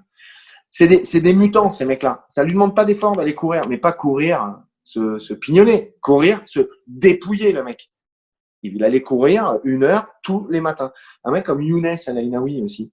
C'est un mec, tous les matins, il allait courir. Tous les matins, c'était 55 minutes. Je sais pas pourquoi 55 minutes. 55 minutes de gym. Tac, mon stretch, mon machin. Rios, tout le monde le prenait pour un gland, un mec un peu… Rios, moi, je l'ai vu faire des journées entières où je te jure, mais c'était hallucinant. Je tape 45 minutes, je prends une douche, mon kiné qui me fait mes étirements, tout ce qui est déblocage, machin, hanche, truc. Hop, je mange un kiwi, une banane, je dors 10 minutes, je vais à la salle, mon mec qui commence à me réchauffer, je fais ma petite séance de muscu, je prends une douche, je vais déjeuner, je reviens à la salle, je me réchauffe, je vais sur le terrain, je me dépouille, je reviens, je vais parcourir. C'était hallucinant. C'est-à-dire que c'est un planning comme quand moi, là, aujourd'hui, je travaille le matin, j'arrive, j'ai des rendez-vous, j'ai des appels, j'ai des machins. Enfin, tu vois, toute la journée, c'était ça. Moi, j'arrivais, j'avais des périodes où j'étais comme ça. mais je ne les avais pas sur la longueur. Et la plupart du temps, sinon, après, j'arrivais pour m'entraîner. Fait chier d'aller au kiné, il faut que j'attende 2 heures, ça me casse les couilles. Je rentre. Tu vois, je rentre, je vais boire une bière, un truc, et je vais faire un match de FIFA. Enfin, tu vois, c'est débile, mais moi, ça me demande des efforts. Ouais. Bon, à 27 piges, t'es 208e. Tu sors David, 8e mondial, David Nalbandian, match de feu. C'est ton meilleur souvenir sportif, ton plus gros frisson, non? Ouais, je pense. Rios, ça, quand j'ai battu mon premier top 100 aussi, ça a été quelque chose. C'était lequel ton premier frisson? C'était Alex Calatrava. Ah ouais, je l'avais oublié celui-ci. Alex Calatrava, c'était à La Réunion. J'avais failli battre Jay Goldmar derrière. C'était perdu 7-5 au 3e, qui était 20e mondial. C'était, alors que moi, j'étais 350. Mais oui, Nalbandian, Nalbandian, je claque un ace sur la balle de match et je me revois lever les bras et j'ai ces frissons-là. Enfin, c'est des trucs physiques qui me passent. Si je ferme les yeux et tout, j'ai des sensations. Et tu les vis différemment chaque Roland, tu les vis différemment ou c'est une émotion de dingue et au final, c'est la même chose? Aujourd'hui? Non, à cette époque-là.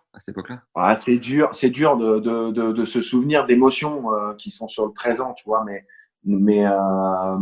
je les vis, moi je les vivais comme une fête, quoi. C'était génial. J'adorais, j'avais tous mes potes d'Amérique du Sud qui venaient, tu vois, moi j'étais très pote avec Marat. Marat, il venait à la maison tous les soirs, on était les Gaudio, tu vois, les Argentins, les Zabaleta, j'avais mes potes quoi que je revoyais, ils étaient dans ma ville, chez moi, on se faisait 2-3 soirées, on se faisait, c'est sur les grands chelems, souvent tu restes un petit peu. Eux, ils venaient pour longtemps. Alors derrière, ils allaient s'entraîner sur le gazon, ils allaient faire des tournois sur terre en Allemagne, des challengers, des trucs pour pas faire la tournée sur le gazon. Ils restaient là, pour moi, c'était une fête.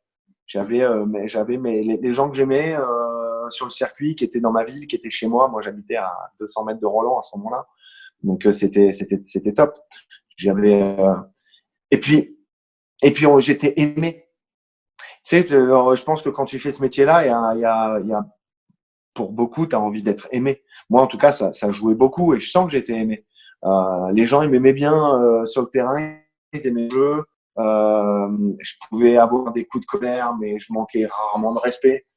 Donc, les gens, ils aimaient plutôt ça. J'étais bon vivant. Alors, en conférence de presse, les mecs, ils m'adoraient parce que je balançais des trucs.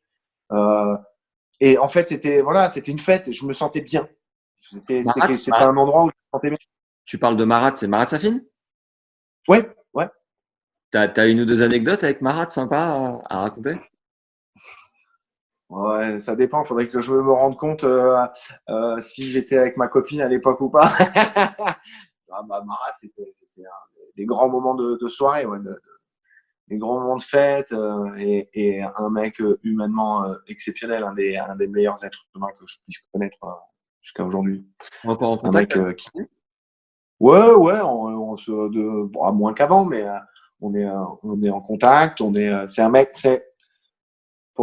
tu vois, c'est un mec qui donne de l'argent à 1000 gamins pour qu'ils puissent voyager, et qui ferme sa gueule. Personne ne le sait.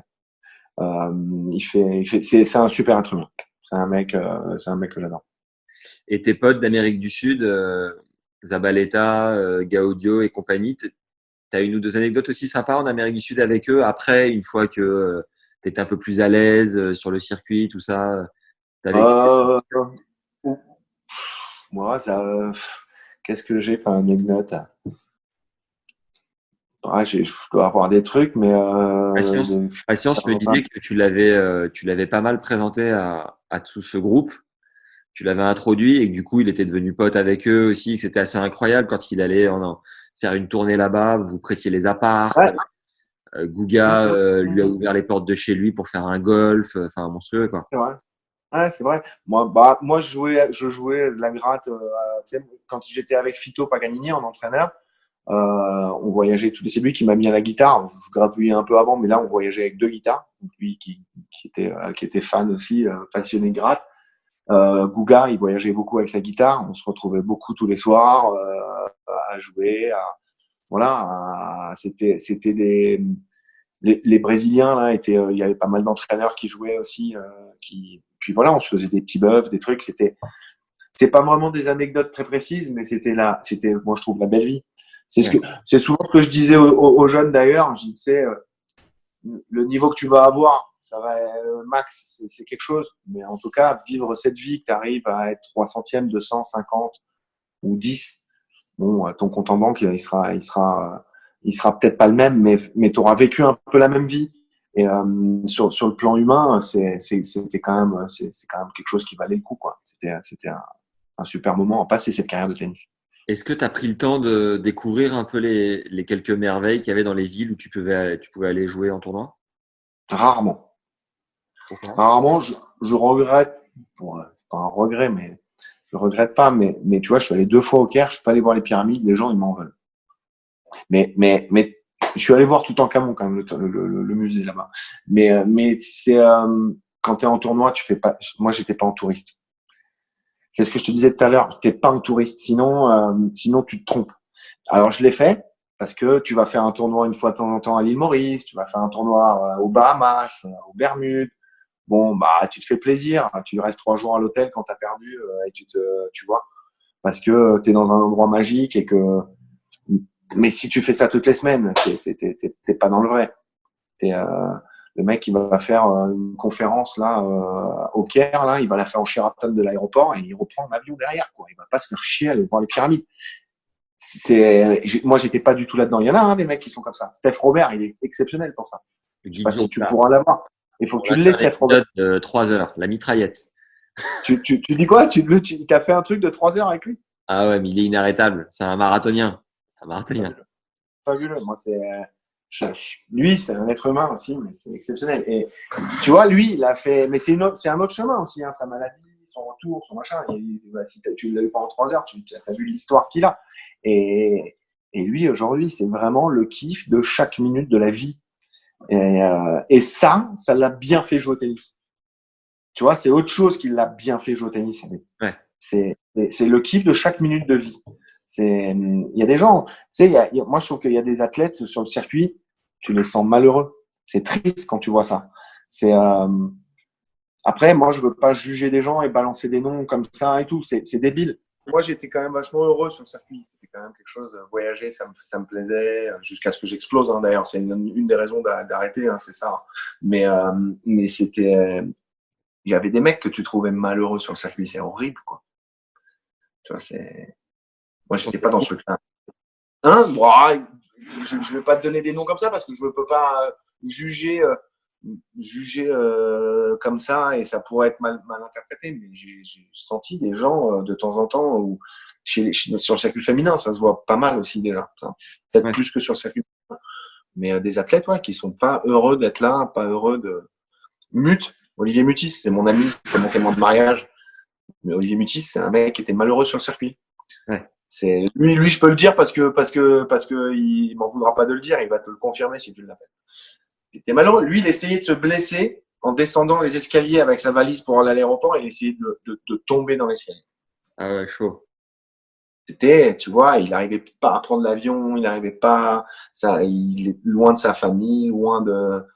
C'était, c'est des chemins d'éducation ou de je sais pas quoi qui font qu'on n'apprécie pas quand je dis apprécier, c'est quand on analyse, hein, c'est le côté analyse, mais qu'on n'apprécie pas de la même manière les carrières, quoi, ou les endroits où on est, les choses que l'on fait, tu vois. Quand Roddick, finalement, c'est le seul moment où il est heureux sur le circuit, toutes les planètes sont alignées, quoi. Qui ça? Mute. Quand il sort Roddick à Roland, c'est le seul moment où il doit être un peu heureux sur le circuit, quoi. Et, et encore. Et encore, ouais. Et encore. Moi, je te dis, quand on était en Australie, le mec, t'es à Melbourne, t'es dans le hôtel de rêve, t'es trucs. Bon, il y a un moment où tu vis quand même t'es avec tes potes, trucs. Lui, il était malheureux, il voulait rentrer, quoi. Il voulait rentrer chez lui. Tu disais au départ que quand tu étais jeune, tu étais du genre à faire des amortis, tout ça. Et j'ai vu que tu avais une défaite contre Christophe Rocus en finale du Challenger de Venise, alors que lui et Vliegen, un peu comme Benoît Paire aujourd'hui, ont énormément joué sur ce coup-là, l'amorti, la variation, tout ça. plus Rocus, vous aviez quand même 15 cm d'écart. Qu'est-ce qui te gênait particulièrement dans son jeu et pourquoi eux, tu penses, ont réussi à tourner leur jeu autour de ce coup-là et toi, tu as dû le faire évoluer différemment? C'est incroyable que tu me parles de ce match-là sur les amortis parce que bon, déjà, c'est deux génies de la main. C'est de la vision. C'est des mecs, c'est un peu comme un Schwartzman, tu vois. Ils sont petits, mais les mecs, ils voient le mec qui sert à 230, ils en ont rien à foutre. Ils le voient, ils sont là. Pour moi, c'est des aliens, quoi. C'est-à-dire qu'ils ont des trucs de vision, de lecture de trajectoire, qui font que Coria, c'était pareil. Tu vois, t'as des mecs comme ça qui développent des facultés alors qu'au départ, ils n'ont pas les capacités physiques, on va dire, pour arriver au top niveau, soi-disant. Ou un mec comme Grosjean, pareil. Ou tu vois, je trouve qu'ils avaient une main de fou. Et quand tu me parles de cette finale à Venise, je mène 4-0 au troisième. Ah putain. Et il balance sur balle de 5-0, je pense. Il balance sur mon service et il fait un rétro sur le retour comme ça en voulant balancer. Il l'a fait parfaite. Il m'en refait une sur la balle de débreak et je perds 6-4 au troisième. Les boules. J'espère qu'il s'en souvient parce que moi je m'en souviens. Mais c'était moi les Rocus, c'était des ouais, quand c'est pareil, c'était des mecs qui pouvaient t'humilier alors que tu avais l'impression de pouvoir leur mettre un coup d'épaule au changement de côté et de leur casser le bras, quoi. Tu vois, c'est chiant ça. Quand tu as pris ta suspension, c'était en fin de carrière certes, mais est-ce que c'était régulier que tu t'autorises un petit joint de temps en temps ou comment à cette époque-là, ouais, c'était régulier. En fait, ça a été autorisé pendant longtemps. Ouais. Donc l'ATP. Donc jusqu'au jour où ça a été plus autorisé. Mais c'était c'était pour les JO 2004, je me rappelle. Et on n'avait pas beaucoup d'infos. Franchement, j'ai pas déconné sur ce coup-là. J'ai fumé bien avant, et j'avais une micro-trace, tu vois, de trucs. Et après ça, pour aller au tribunal arbitral du sport et tout, machin, truc, on a quand même fait des bibliographies, on a trouvé des choses avec le docteur Montalvan et tout, qui m'a beaucoup aidé à ce moment-là, parce que c'était il trouvait ça un peu débile, tu vois. Tu fumes pas avant d'aller jouer un match, va retourner au Rodic déjà sans fumer, vas-y avec un pétard dans le nez. Non, mais on a trouvé des trucs comme quoi ça pouvait rester dans le corps pendant 77 jours. Okay. Tu vois, et nous, et même l'ATP a fait un peu des erreurs sur le fait de nous dire attention, ça peut rester 30 jours dans le sang ou dans les urines ou je sais plus quoi. Et ils n'avaient pas forcément donné les bonnes infos non plus. Et donc, on savait que ça allait être rendu public. Au départ, ils nous avaient dit pour ce genre de truc, puisque c'était autorisé avant, on ne mettra pas de sanctions. Tu vois, on sait que c'est un truc récréatif et que ça améliore pas les performances sportives. Voilà, ils étaient un peu défaits de mettre ça sur leur produit, leur liste de produits interdits, l'ATP, franchement. Et puis voilà, ils ont fait. Moi, je me suis fait choper le 7 février. J'avais fumé à Noël, tu vois, un peu avant Noël, 3 lattes, tu vois, t'imagines. Ouais. Et je me rappelle, je me suis fait choper le 7 février. Et puis finalement, ils se sont rendus compte que s'ils sortaient publiquement quelqu'un était positif au dopage, de pas lui mettre de sanctions, c'était pas possible en fait. Donc ils m'ont mis 2 mois, mais moi à ce moment-là, j'avais une rupture du tendon rotulien et je pouvais pas jouer, donc c'était pendant ma blessure. Bon, le seul truc qui est un peu relou dans ce genre de choses, c'est que tu sais pas trop comment ça va être pris par les gens. Est-ce que les gens vont me traiter de tricheur, de drogué, tu vois, de choses plutôt négatives. Tu vois, moi, je suis plutôt quelqu'un de positif dans la vie, de jovial, dans l'humain et tout ça. Et ça m'aurait peut-être fait mal. Finalement, tout le monde mais quand je dis tout le monde, c'est 100% des gens m'ont soutenu. Tu vois, m'ont envoyé des messages pour dire mais c'est débile, tu vois. L'équipe, quand ils m'ont appelé et qu'ils m'ont dit, moi je m'entendais très bien avec tous les journalistes de l'équipe, ils m'ont dit putain, on a appris ça, on est obligé d'en parler et tout, est-ce que tu confirmes, est-ce que tu as un truc à dire, machin. Bon, tu vois, l'article dans l'équipe, c'était le jour où Zidane, il a pris sa retraite. Ils m'ont mis un truc comme ça, sympa. Tu vois, ils ont mis tennis, pas dopage. Ils étaient défaits. Ils savaient qu'à ce moment-là, il y a quand même des mecs, il y avait des suspicions de dopage. C'était pas les mêmes contrôles qu'il peut y avoir aujourd'hui. Il y avait des suspicions de dopage depuis 10-15 ans dans le tennis sur des trucs, et ils venaient faire chier un mec qui avait une micro-trace de marijuana. Bon, tout le monde a trouvé ça un peu ridicule. Moi, ce qui m'a fait chier, c'était par rapport à mes parents. Tu vois, plus par rapport à ça. Finalement, moi, je leur ai dit, moi, mes parents, ils m'ont dit, écoute, nous, on te soutient. Si tu veux fumer des pétards, fais-le après ta carrière, entre guillemets, arrête de faire n'importe quoi. Et ça a été facile. C'est plus qu'il y a un bandeau sur l'équipe TV.fr ou l'équipe TV à la télé. Tu vois, le truc continue pendant 48 heures où ça passe.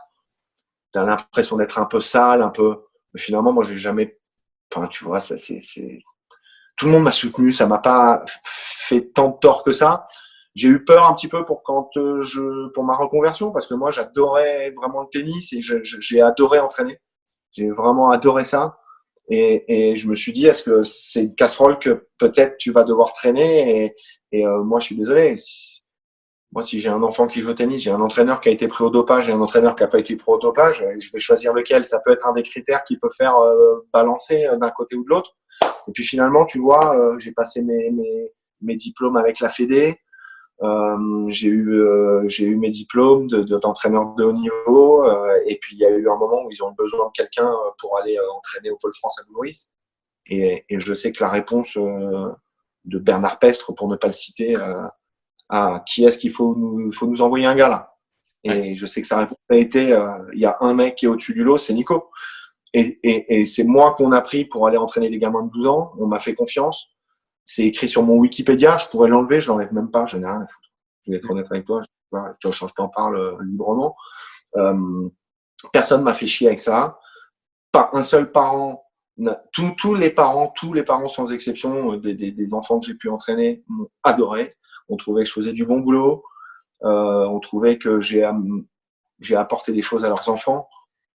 Ça a été finalement avec le recul, parce que c'est sur le moment où tu te dis, mais comment après les gens vont réagir. Ouais. Et Pardon. Tu dis quoi? Et un gars comme Puerta, qui était ton pote, enfin, a priori, un des potes à toi, tu sentais qu'il y avait des suspicions. C'était moins mon pote. Ah, c'était moins ton pote? C'était moins mon pote. Et tu Ouais, sentais et ça, qu'il y avait d'ailleurs, c'est moins de pote que tous les Argentins, d'ailleurs. Il est moins dans le groupe. D'accord. Mais oui, lui, il s'est chargé. Il s'est fait prendre 3 fois, lui. Et tu voyais des trucs, toi, parfois dans le vestiaire, des trucs chelous? Non, je voyais pas.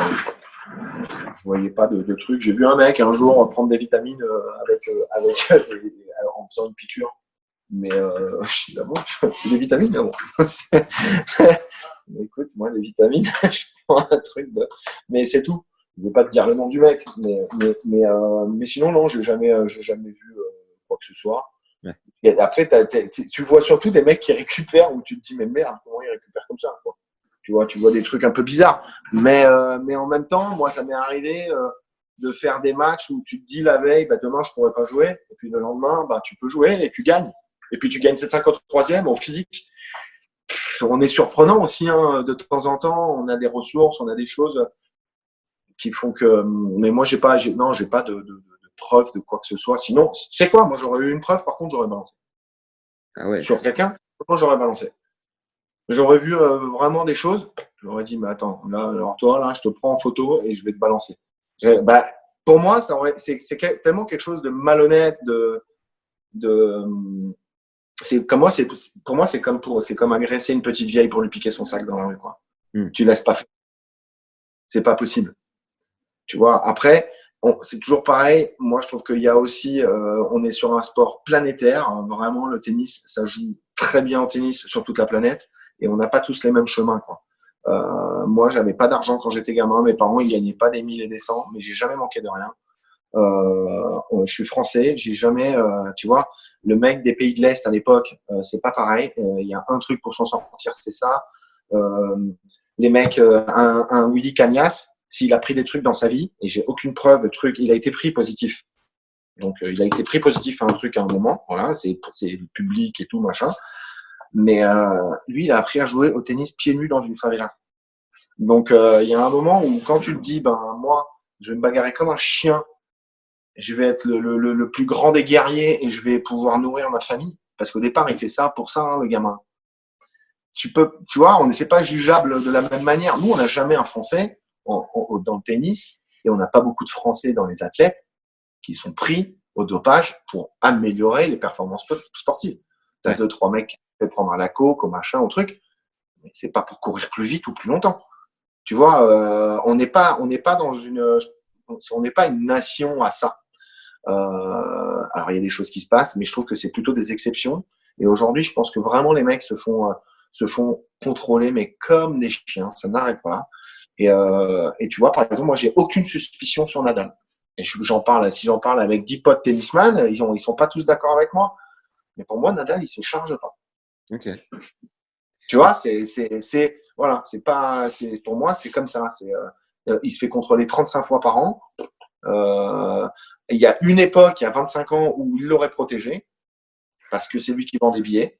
Aujourd'hui, je ne vois pas pourquoi il le protégerait. Ils ont chopé Sharapova. Sharapova, elle vend des billets quand même. Ils ont chopé Hingis à Wim. Putain, Hingis, c'était quand même pareil pour une crasse comme ça de cocaïne. Tu vois, bon, il y a un moment, Hingis, tu crois qu'elle se chargeait, Hingis? C'est le petit chien qui est revenu. Ouais. Et, tu vois, elle n'avait pas besoin de ça. Et voilà, non, moi, j'ai rien vu de tout ça. J'ai eu des suspicions sur des mecs, sur des moments. Donc, tu te dis, putain, le mec, c'est monstrueux ce qui vient de sortir. Mais en fait, on en fait tous des matchs comme ça. Et des performances qui font que, de temps en temps, on se surprend aussi soi-même. Tu vois, donc, moi, je trouve que c'est dans l'enchaînement où un mec comme Rafa, quand il enchaîne 9 victoires d'affilée entre Barcelone, Rome, Monte-Carlo, Hambourg, Rome, Roland, tu te dis, qu'est-ce qui se passe, quoi? Moi, pour gagner 3 futurs d'affilée, je finis rôti. Mais en fait, il a mis des branlées à tout le monde. Si tu regardes bien, ils puissent pas, hein, forcément, les mecs, tant que ça dans leur réserve.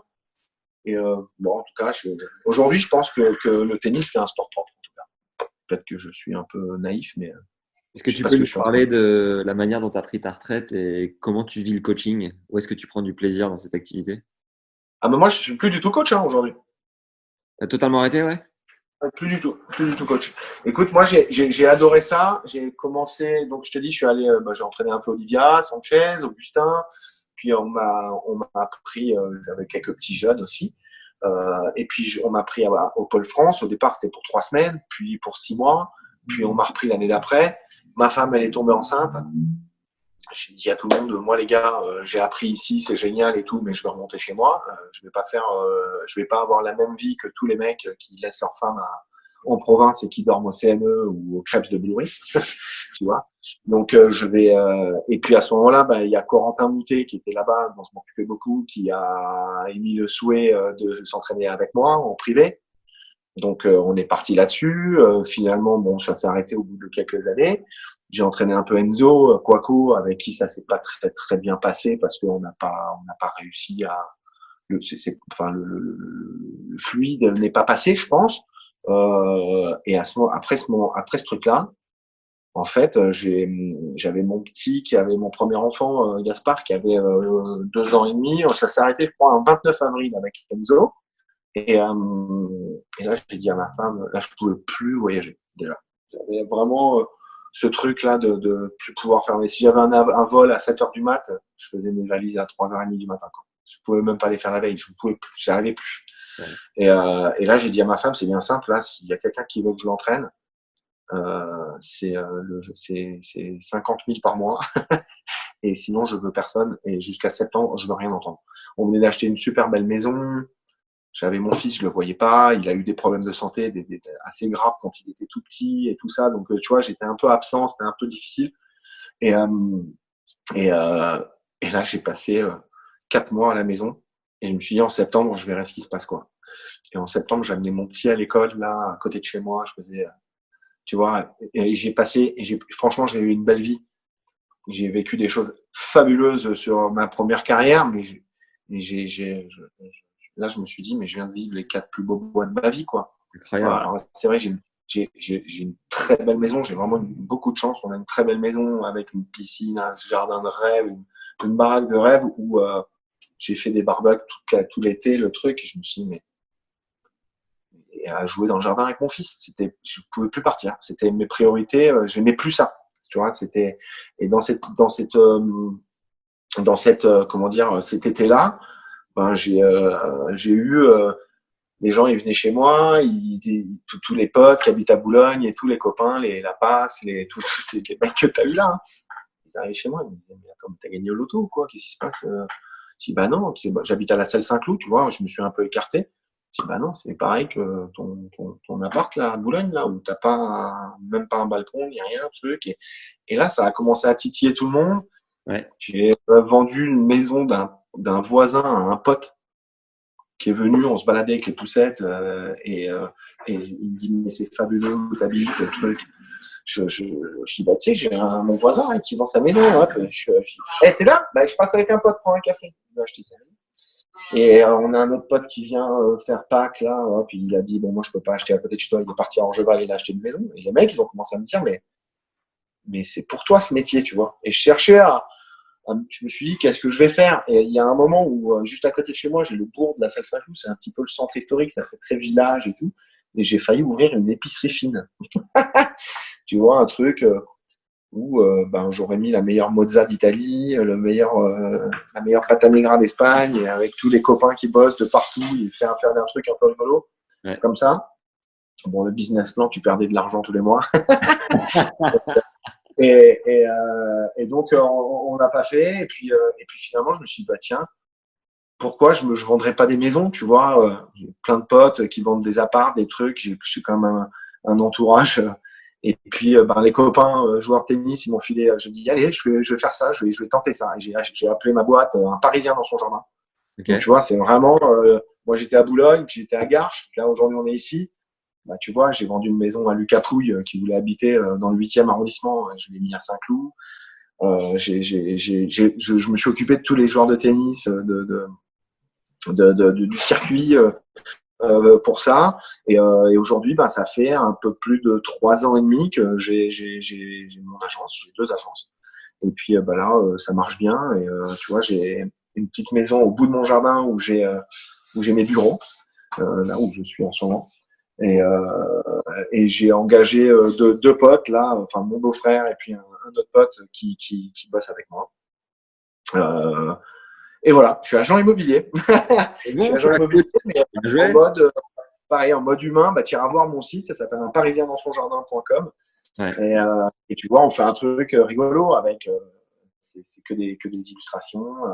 On est vraiment l'agence dans l'humain, quoi. C'est-à-dire qu'on est, moi, je prends les gens dans ma voiture, je les amène, enfin, c'est tout un truc. Je m'occupe bien des gens. Les gens à chaque fois ils me disent tout le temps.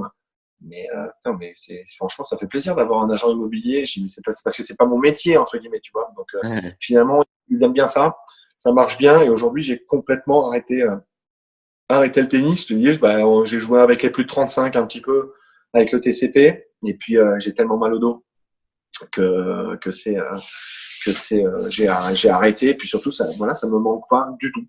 J'ai pas du tout envie de jouer. Je joue avec mes enfants là sur la terrasse, dans le jardin.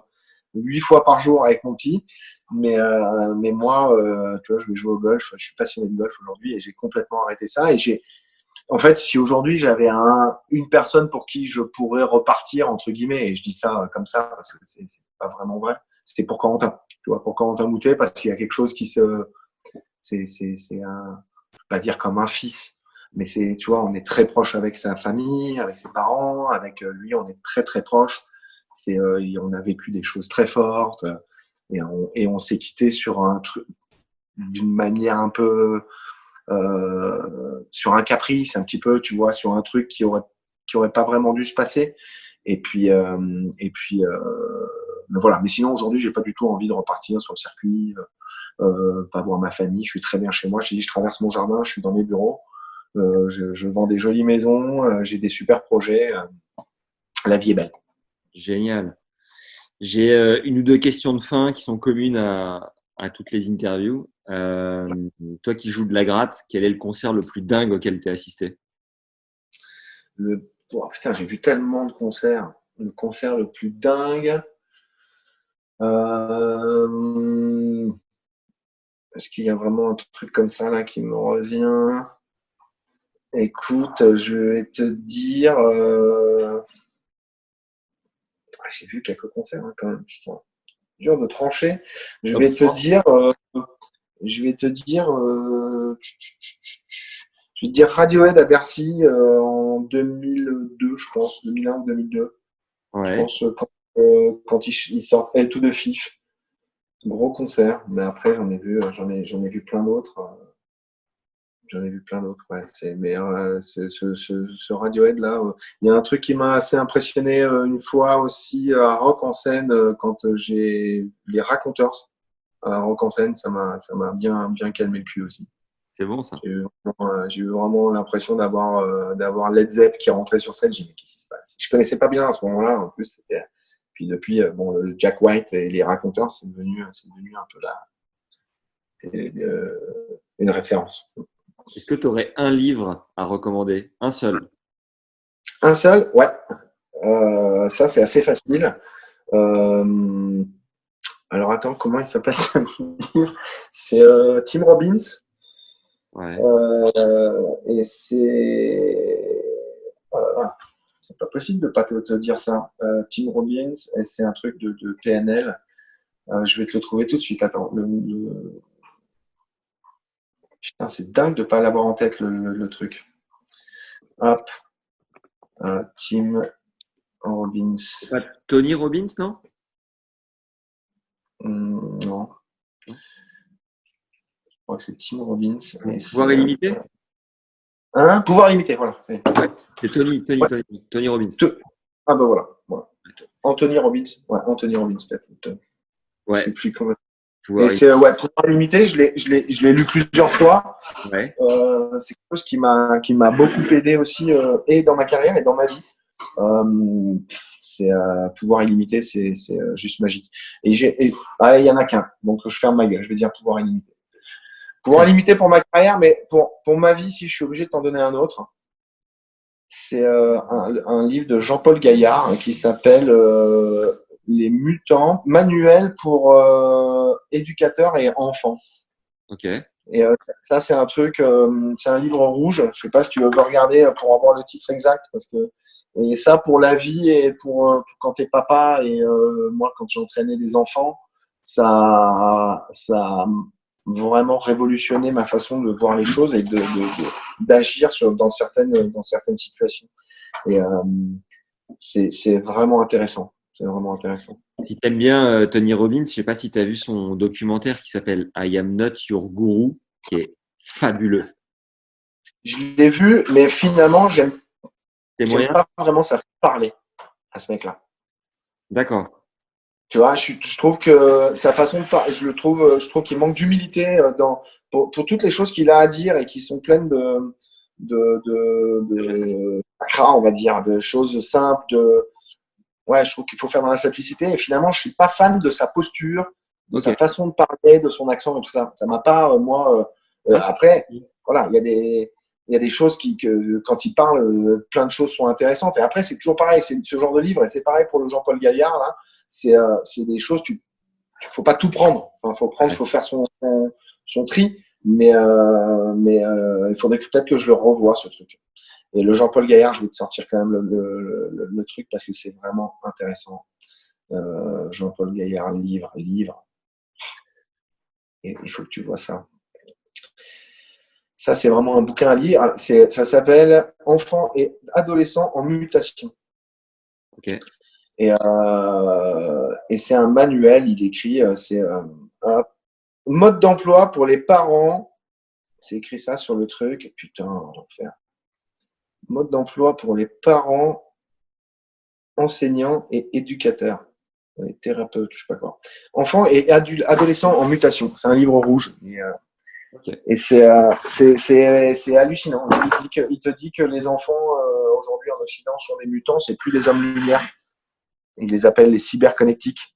Et tu vois, toute la hiérarchie verticale a complètement disparu. Tout le monde est à l'horizontale. Il n'y a plus ce truc-là. Il y a plein de choses enfin, tu vois, qui vont te faire comprendre pourquoi les jeunes te parlent d'une manière ou d'une autre. Et nous, on est des vieux cons. Alors, je sais pas quel âge t'as, toi. T'es plus jeune que moi, mais Je vais avoir 30 ans.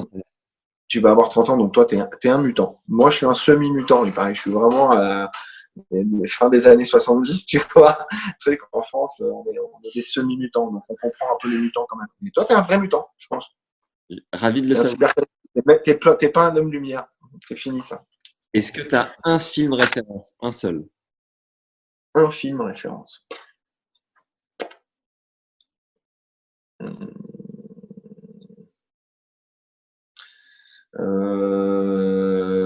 Le temps d'un week-end. Ok. Le plat que tu cuisines le mieux? Pareil, un seul.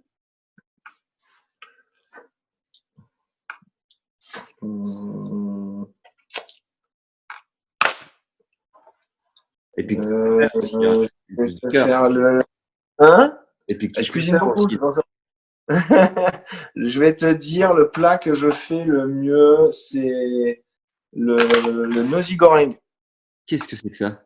C'est un plat baliné. C'est un truc avec. C'est une sorte de truc. Enfin, c'est asiatique. Hein, c'est des nouilles chinoises avec des noix de cajou, des poivrons, du piment. Tu peux mettre. C'est une sorte de. Voilà.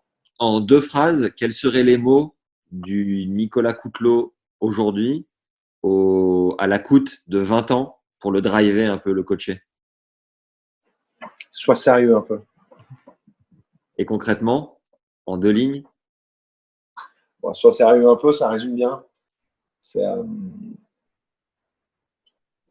peut-être d'être un peu plus réfléchi, un peu plus moins dans l'impulsion, dans l'impulsivité plutôt, plus ouais, dans la réflexion. Aujourd'hui, j'ai beaucoup de mal à vraiment sortir de mes gonds. Tu vois, il n'y a pas grand monde qui m'énerve en fait. À l'époque, j'avais envie de mettre des droites à des mecs assez souvent. Il y en a 2-3 qui l'ont prise hein, d'ailleurs, mais c'est aujourd'hui, tu vois, avec le recul, je me dis, mais la plupart du temps où j'en suis venu à ça, bon, c'était ridicule quoi. Ça, c'était pas la bonne attitude à avoir. Bon, j'ai grandi, j'ai mûri, je fais aujourd'hui. Mais je reste quand même, j'étais quand même un bon gars, hein, j'étais pas un voyou.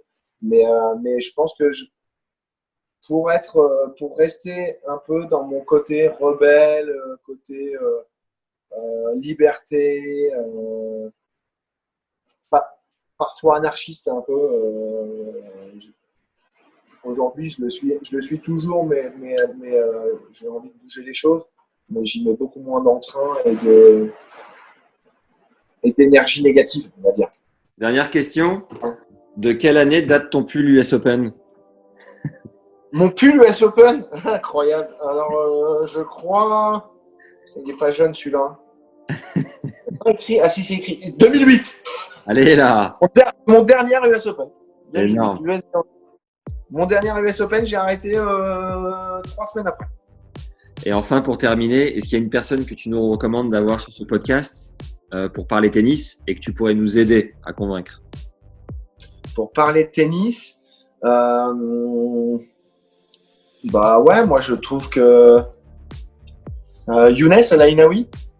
Ah, génial. Younes, ce serait super. Je trouve qu'il a des anecdotes, une vie exceptionnelle. Hein. Enfin, il a un discours et bon, pour moi, c'est un exemple. Younes, c'est quelqu'un, c'est un grand frère, c'est un exemple à suivre autant dans la vie que sur le terrain et tout ça. C'est un super gars que tu peux avoir. Tu veux que je te donne son numéro? Ah bah avec grand plaisir, ouais. Allez, à ciao. Salut. À bientôt, au revoir. Merci d'avoir suivi cet épisode avec écoute.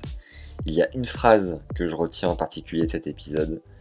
Aller plus dans le sport de combat que le sport d'artiste. Alors voilà, acceptez la castagne, les légendes. Envoyez un message à Nicolas sur Un Parisien dans son jardin avec Tennis Légende Podcast en objet, je pense que ça lui fera plaisir. Et dites-moi aussi ce que vous avez pensé de l'épisode sur YouTube, sur Apple Podcast. J'adore vous lire chaque semaine et ça permet de mieux référencer notre travail, donc de le faire connaître à d'autres personnes. Tu l'as compris, ton commentaire a une grande utilité pour nous, donc prends ta plus belle plume et donne tout. Mets-nous aussi un like et 5 étoiles, peu importe la plateforme où tu nous écoutes. Merci aux dernières personnes qui ont pris le temps de le faire, ça fait chaud au cœur, comme Rafi Dudor, qui écrit super podcast, du très haut niveau, méga intéressant à écouter. Max ravive de grands moments du tennis et c'est comme personne mettre en confiance ses invités et leur permettre de se livrer. Amateurs de tennis, jeunes ou chevronnés, foncez sur ce podcast, vous ne le regretterez pas. Merci Max pour ces très bons moments, très heureux d'avoir découvert ce podcast. Ne manque plus que quelques entretiens en anglais et des nouveaux invités parmi les légendes des légendes comme Guga, Marat ou les deux pattes. T'imagines, Rafi, que je suis bouillant pour avoir ces invités, donc n'hésite pas si tu peux m'aider. Avant de se quitter, si tu l'as pas encore fait, récupère les conseils tactiques de Sam Sumik sur terre battue, c'est offert dans le premier lien en description. Ça m'a quand même gagné Roland avec Garbiñe Muguruza. Pour recevoir ce contenu, il suffit de vous inscrire à la newsletter et je vous enverrai tout ce qu'il faut dans le prochain mail que j'enverrai la semaine prochaine. Et si vous écoutez ce podcast dans 6 mois, peu importe, j'envoie en fait un rattrapage de tous les conseils coaching numéro 1 de mes précédents invités sur le podcast à chaque mail lorsqu'un nouvel épisode sort. Donc voilà, peu importe quand vous inscrivez, vous aurez l'opportunité de pouvoir redécouvrir ce contenu hyper intéressant et surtout applicable dès votre prochain entraînement. Voilà, c'est cadeau, c'est pour moi, ça me fait plaisir. Et par ailleurs, en vous inscrivant à la newsletter Tennis Legends, c'est un moyen aussi de nous soutenir, puisque voilà, plus on est nombreux, plus ça permet de faire connaître ce podcast. Donc indirectement, tout le monde est gagnant. Par ailleurs, on a aussi sorti notre 15e masterclass pour revenir 25% plus vite de blessures grâce à 3 exercices concrets à pratiquer en imagerie mentale. C'est tourné avec notre expert belge Eric Medaetz, kiné de formation et formateur en sophrologie depuis plus de 25 ans. Eric a travaillé avec les frères Rocus et Steve Darcis entre autres. Il peut donc vous être d'une très grande aide dans la gestion délicate de votre période de blessure en optimisant ce temps utilement. Foncez découvrir la bande-annonce de ce nouveau cours en ligne d'1h30, c'est le 2e lien en description. Et enfin, un immense merci aux tipeurs qui nous soutiennent, à Andréi notamment, notre dernier tipeur, qui nous file un coup de pouce supplémentaire, qui fait la diff chaque mois, parce que voilà, pour garder ce projet de podcast gratuit et me permettre d'en vivre, tu peux à ta mesure contribuer à hauteur d'un café par mois ou plus si le cœur t'en dit. C'est jouable de le faire sur la plateforme Tipeee, T-I-P-E-E-E, donc avec 3 E. Tu peux taper Tipeee Tennis Legends Podcast sur Google, ça sera le premier lien, c'est hyper facile. J'allais oublier le bouche à oreille, pensez toujours, encore et toujours, chaque semaine au bouche à oreille, inscrivez vos potes au podcast, envoyez cet épisode à tous les potes de Cout. Nico, si tu l'écoutes encore à ce moment-là, mets-le dans ta newsletter si tu en as une d'un Parisien dans ton jardin. Un Parisien dans son jardin, pardon. Ça permettra à tous tes clients et futurs clients de mieux te connaître et peut-être de te faire confiance. Voilà, en tout cas, pensez à abonner vos potes, à l'envoyer aux fans de tennis, de près ou de loin. Ça m'aide comme jamais à faire connaître ce travail. Par avance, un immense merci.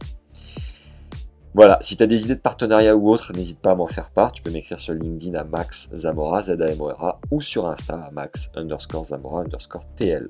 Voilà, c'est tout pour aujourd'hui. Merci d'être encore là. Tu es vraiment une légende, il n'y a plus aucun doute. Merci pour les bonnes ondes. Prends soin de toi et à très vite. Ciao.